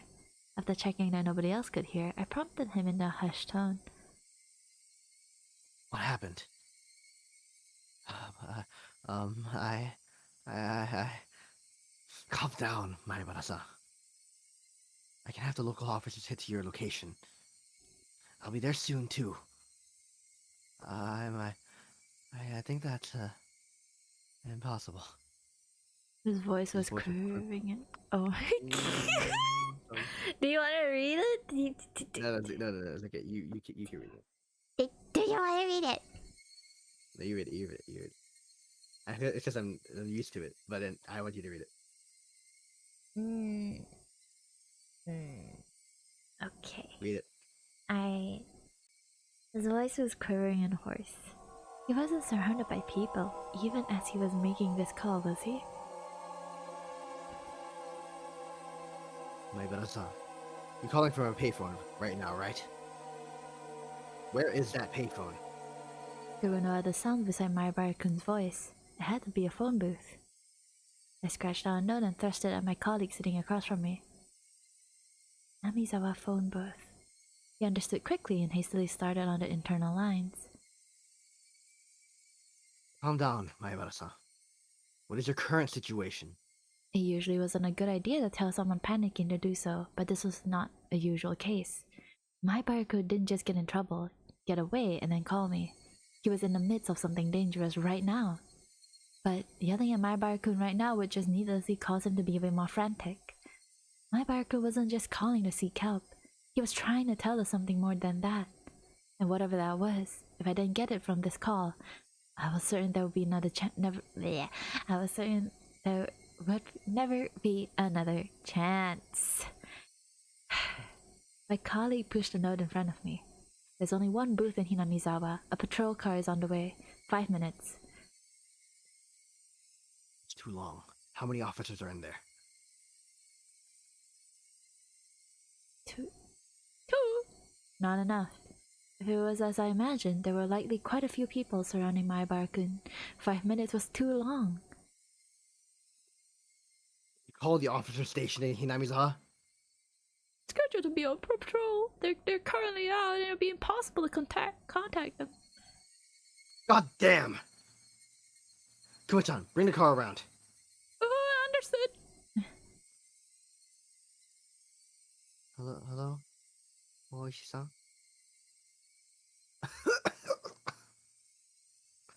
Hello.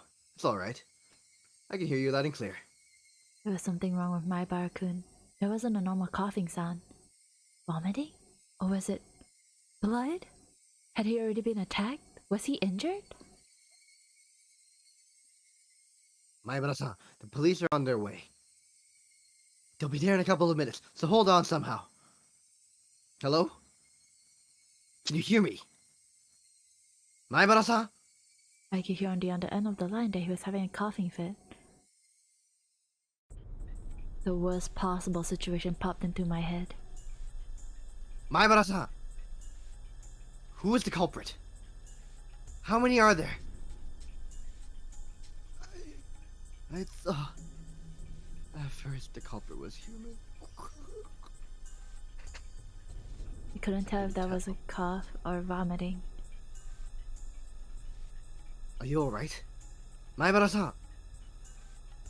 I thought that the culprit was a person. And not Oyashiro-sama's curse. Up until right now. But I guess in the end.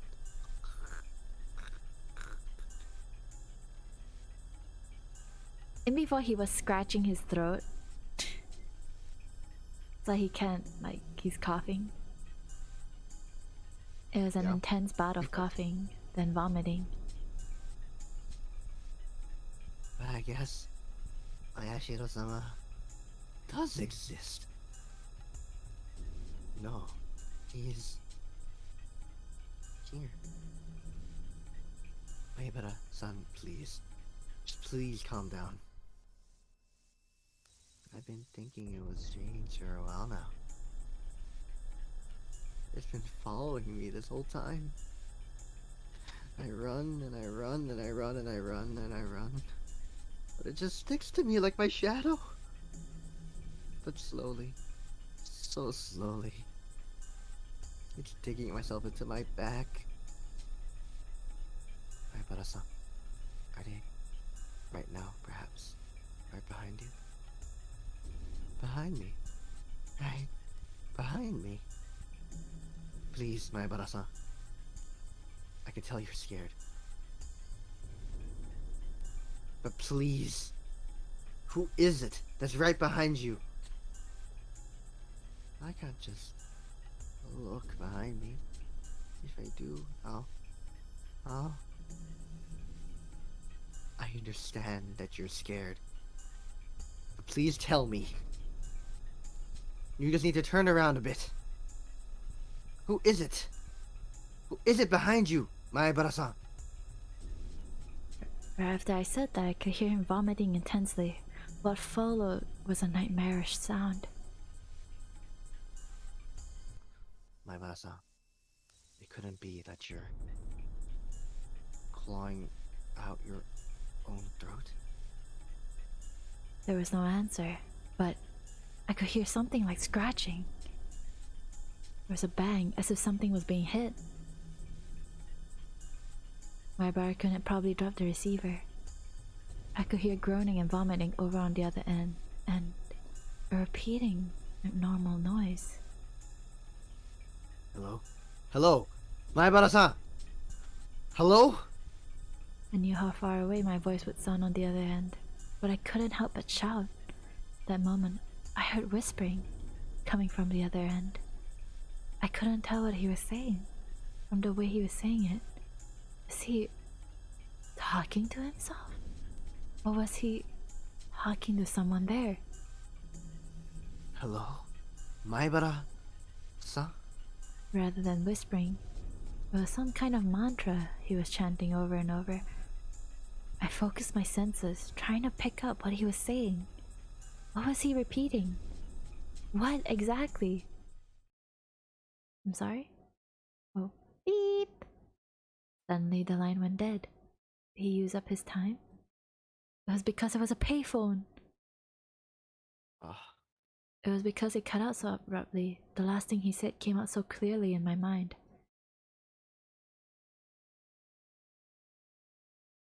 Oh, Ishi-san, the car's good to go! Oh, Ishi-san! I'm sorry. Oh, Ishi-san? That's what he was repeating over and over. He said, I'm sorry. I had a gut feeling. There was no longer a need to hurry. I could hear the chirp of the Higurashi spelling in from the open window. Quick, quick, quick, quick, quick, quick, quick! I should have been able to hear them this entire time.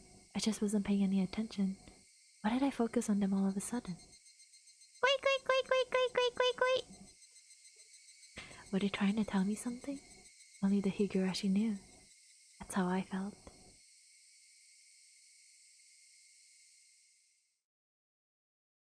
I guess Tomitake got possessed too. Yeah, and hey, Kiriki's dead. July 1983. In Hinamizawa remote village near Shishibone City, there was a murder involving 2 female students. The suspect is Keiji Maebara. The suspect called over his 2 female classmates, Rena Ryugun and Mian Sonozaki, to his house and beat them to death with a metal bat. The scene of the crime was the suspect's room on the 2nd floor of his house. The inside of the room was covered with a significant quantity of splattered blood, and there were signs of a struggle with the victims. In addition to the scene of the crime, the entryway, living room, and kitchen all had traces of a struggle. The entryway, the shoerack, and wall had evidence of being impacted by a strong blunt force. It is believed to have been the same bat as the murder weapon. Having no traces of blood, it is believed the destruction occurred before the murder. There is the possibility that the suspect overpowered his victims to keep them from fleeing. In the living room, the rug had been pulled back, then thrown inside. It is hard to believe that this had a connection to the struggle of the victims, and thus the reason for this remains unknown. In the kitchen, the garbage bag was torn apart and its contents was spread out on the floor. Garbage was strewn about in the surrounding area, and handprints believed to belong to the suspect were discovered. It is believed that the suspect had for some reason taken out the garbage and struck it with his fist while he was finding a needle. The reason for this remains unknown. Oh, so the carpet and this thing was for the needle. I couldn't find. There's a note stuck to the fridge. The words, "Was there a needle?" were written on it. The meaning behind this remains unclear. Just in case, the cupboard was searched, but a needle was not discovered. Though the garage door was functional, it had been left open ever since the suspect moved in. The garage door was found closed. What? The suspect's fingerprints were discovered. Did you see that? Were discovered on the garage door. The reason behind this remains unknown. Did you see that? Like like unknown numbers popped out for like a split second and then disappeared on the screen. Yeah, I didn't see that. I've been watching it intently. I didn't see anything. Why is this the reason? Right. The suspect fled the scene of the crime. However, a patrolling officer Higurashi found the suspect. What? He was inside a phone booth. At the time of discovery, the suspect was unconscious in critical condition. He was rushed to the local hospital for treatment, but did not regain consciousness and died 24 hours later.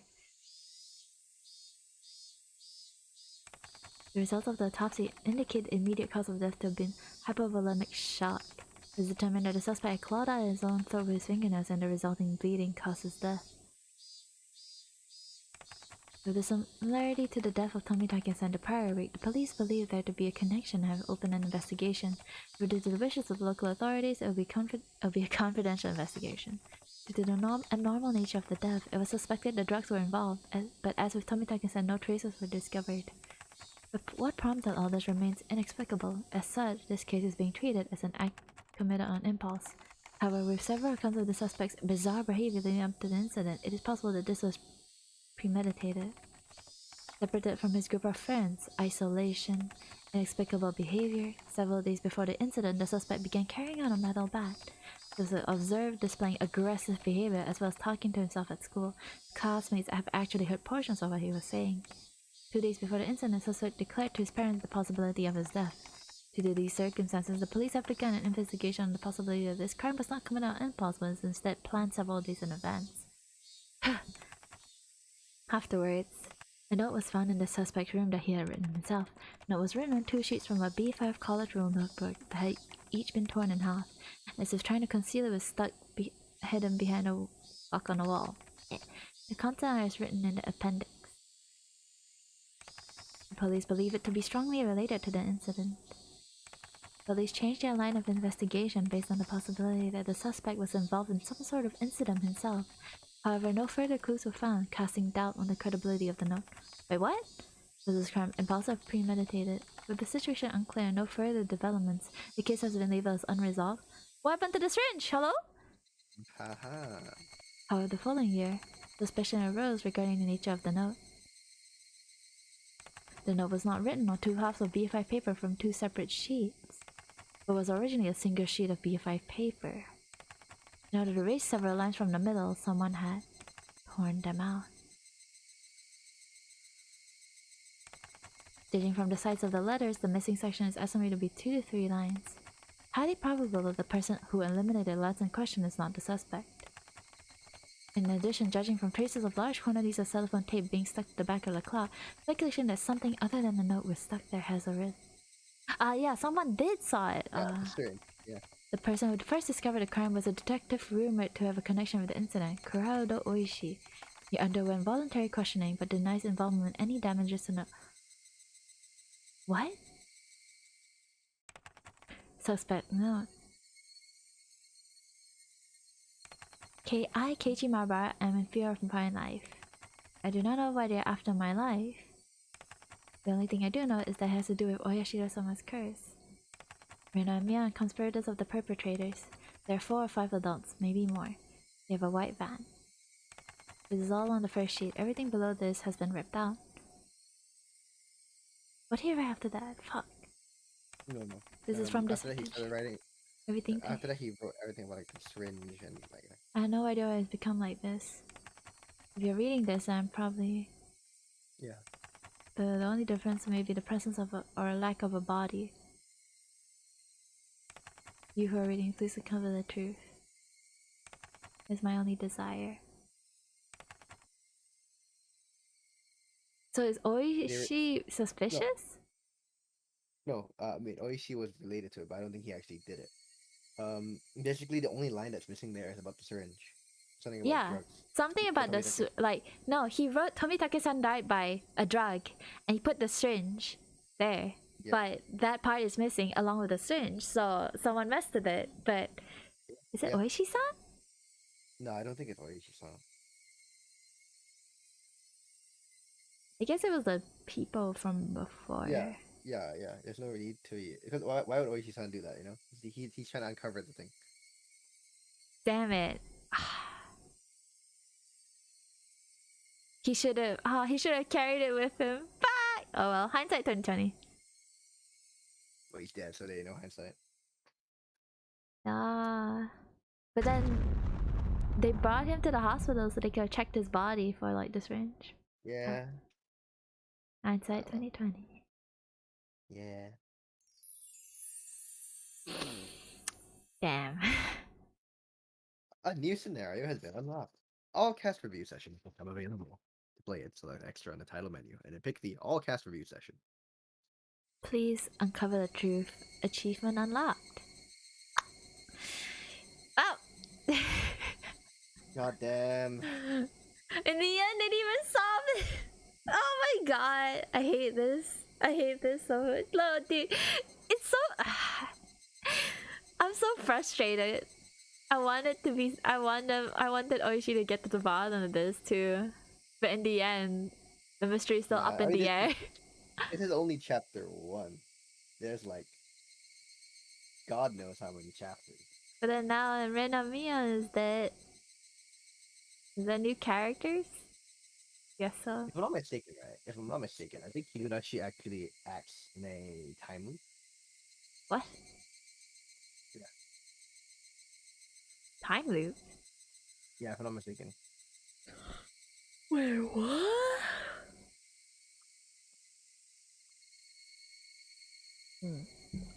Well, you wanna go through the extras? What did I miss?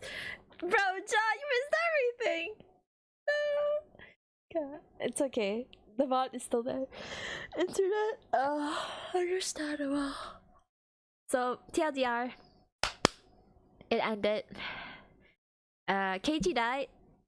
He ripped his throat out like Tomitake. He went cray cray. He phoned Oishi-san. But while he was scratching his throat, and he said, "Oh, it's not humans. It's Oyashiro-sama's curse." Did you finish? Yeah. We finished. It's okay. The VOD is still there, brother. All cast review session. What is all this? What is this?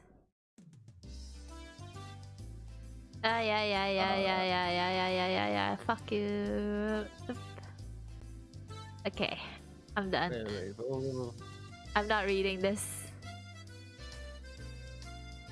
No, you don't need to read it. Just Onikakushi, have such a dark ending. Yeah. The player digging through the story in order to avoid a bad ending is the point of these type of games, after all. See the first chapter. Ah, okay. What happens in the next chapter, Rena? You know? Yeah! Introduce another aspect of the story. Cool. Strange way of putting it. What does that mean, bruh? In the chapter, they introduce a string of mysterious deaths that are happening. The next chapter will introduce some of the history. Ah, with one strange event happening after another, I got totally lost. What exactly story of the crowd was that? What is it? They didn't expect it much. Yeah. No. I haven't much heard, but I kind of have a bad feeling about it. Okay. Thanks. I've been one of those scary stories where somebody gets cursed again. Tough like, hey Kid-chan, ha! What kind of curse is he gonna get hit with this time? Alright, I'm looking for to see what kind of story. What? Oh my god! Tomitake! Imagine Tomitake had to go through whatever Keiichi went through. But wait, he didn't show signs of like him going insane or anything. It was super sudden. Yeah. And then he suddenly went full on like batshit crazy and scratched his throat out. That's not really consistent. I don't know. Or maybe we just didn't know. Or he just didn't show it. Everyone's like, what's cutting after like a day of like work. Yeah. Keiichi's already off reading. Wait, Keiichi's already off reading the script for the next chapter. Must be hard being the main character. Lama, that's too bad. At least poke to say hi. Probably he doesn't have any character art, so he couldn't poke his head in. Bruh! Meta. That's a personal problem. Hey. That's a you problem. Basically, he's saying. That's a you problem. So especially for Keiichi and Rena. Trouble, that was the mother of all bad ends. I wonder what's your prepare. My theory is that it was a work of people made to look like a curse. At the end, Keiichi made that phone call. Yeah, I also thought the phone call was strange. At that point, Keiichi should have been certain that the culprits were people. It really was a strange phone call. It almost sounded like he was being chased by a ghost or something. Just from that phone call, it really makes me... yeah. I know we all share theories. Let's start. Okay, I honestly believe it was people. It was a man-made incident. Yep. That's what we thought of. And then suddenly that phone call was like, it's not people. I'm like, but what? Wait, I don't know what happened between then and now, but okay. Yeah. Okay, Keiichi. Every year on the day of another link chain mysterious death happens, suddenly suspicious. A so-called chain is definitely someone trying to reunite the full of definitely. Curse. Oh shit, man. That's like to see in a phone call. I just concluded that person was culprit. When you say it that way, it really was the type of person that would make actually think it was a work of an actual person. I still think it was a person who did it. Last scene and the one with the entryway, I think it might be a delusional episode brought about by PTSD. I wouldn't know what's going on even if you don't use such... Keiichi was so scared he was just imagining things. What's the meaning behind the scene? What exactly was the mystery between Keiichi? Red herring. Red herring. What do you mean? Like Omen Tabinake, Kei-chan having a stress-induced delusion. Yeah.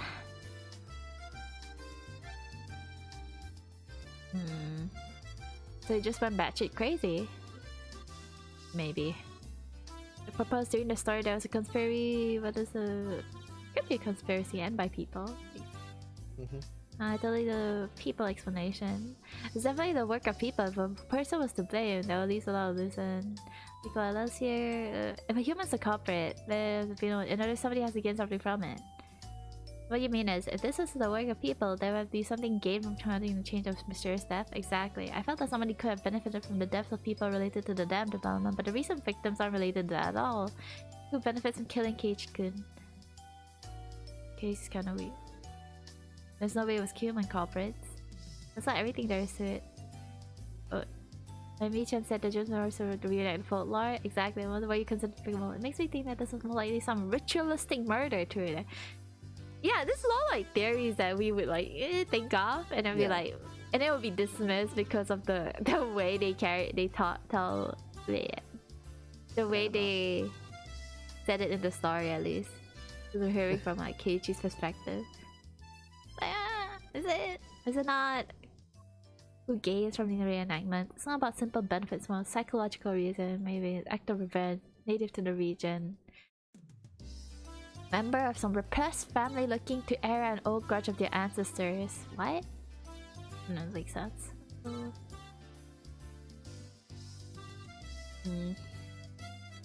It's like how Myron's. It was the case that Oyashiro-sama possessed Rena and Tsunozaki and committed those acts. That would fit the evidence the most, as much as I hate to say it.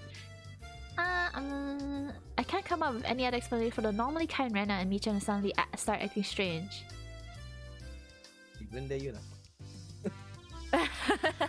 True. Yeah, my brain is just like, why did they? I can't tell whether they acted strange or it's just Keiichi paranoia and like his own like vision. We're seeing the world in his eyes. That's why it seemed weird. But yeah, wait, what? If the culprit took away the strange, that means that strange actually is bad. But what was that strange about? Because in the end, he went crazy.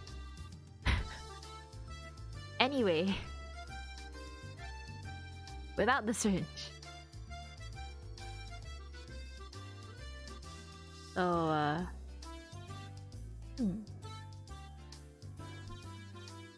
everyone here is really jarring. I'm literally watching stream in... I'm relying on voices to understand what's going on. Oh no, I'm sorry. I'm just kind of skimming through the dialogue. But I'll say like TLDR, I guess. It might sound strange. You think Mion did it? Okay. I don't get what Mi is saying. I like an explanation. What? In other words, this may end up being a really cruel story. Wait. What? If you follow the trail of evidence to the very end, that's how it would seem. I also have my suspicions. What does that mean? In other words, Rena and Sonozaki both they both had those personalities to begin with and were merely deceiving Maibara. Okay. Well, yeah. Guess that's the logical conclusion. I don't like that. No. It's Kurt's fault. No, it's not. I think that Rena and Mion are really good people at heart. Even though, you know, kind of. I think that during the story they were definitely possessed by something. So Rena also thinks it was cursed, and let me ask everybody who thinks it was a curse. There has to be a reason for a curse, right? I don't think there would be something indiscriminately cursing everything. Can somebody explain that? Curse is a curse. Personified deity is nothing more than the creation of people. That's why their method of thinking is also understandable to humans. Just take a look at the Greek pantheon. They cry, get angry, get jealous. Basically, they're just like humans. So what you're saying is Oyashiro-sama is cursing people with some benefit? And mine? Okay. Basically, it doesn't matter if it's Oyashiro-sama or humans, there has to be a reason. Reason isn't clear. Still a prologue, there's still a lot of stuff that hasn't been revealed yet. It's hard to come up with any more theories at this point. Yeah. I will be satisfied until this is all made clear.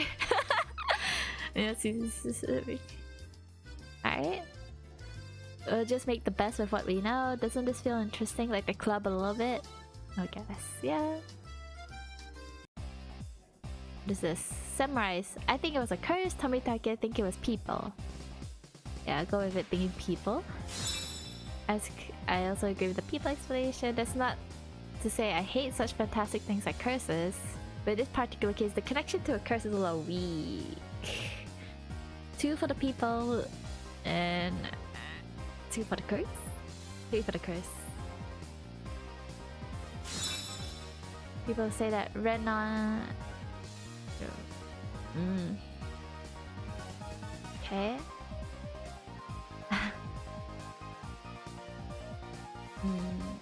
It doesn't really matter which side you pick. Rika... I don't think Oyashiro-sama is a bad god. I don't want to worship some bad god that just curses people. Yeah. That's true. Why would you worship a god that literally only curse people and do nothing else? Yeah. I like a generous god more than one that curses. Yeah, that's true. That's right. Rika-chan's a shrine maiden. Oh yeah. Yeah. Then what? If Rika-chan doesn't believe that it was Oyashiro-sama, then do you think the perpetrators are human after all? We'll just go with that. Okay, so 3 on human, 3 on god. That means the votes are split right now. So half of us think it was a curse and half of us think it was people. What are the test players who played the beta version think?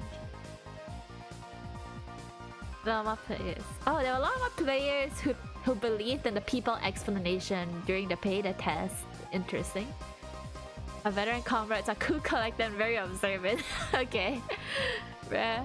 But the beta version only finished partway through the story. That's right. Even the people who played the beta might change their minds if they got through the very end. Means opinion are split. Yep.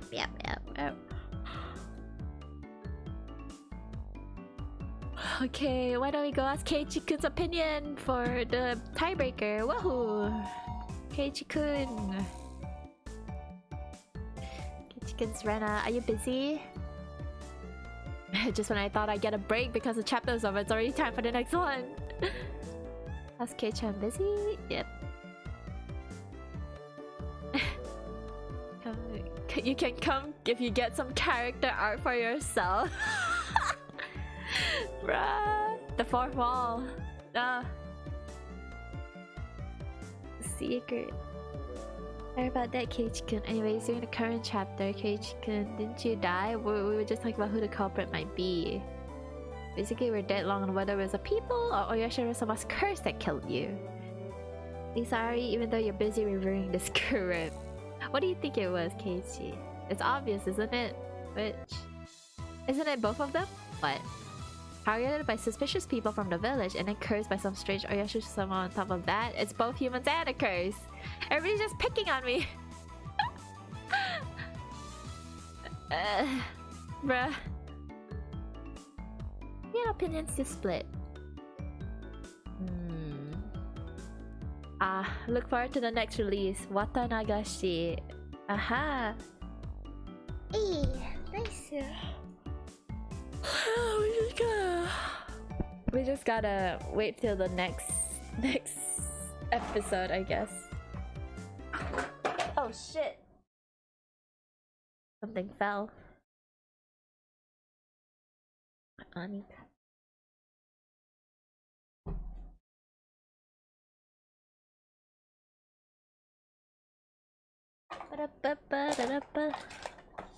Back. Alright, we're done with Higurashi, Onikakushi. He got land away. Alright.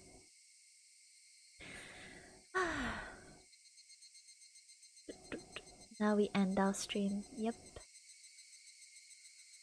Tsuka, are you okay? Hello? He fell asleep, didn't he? Fell asleep, yep.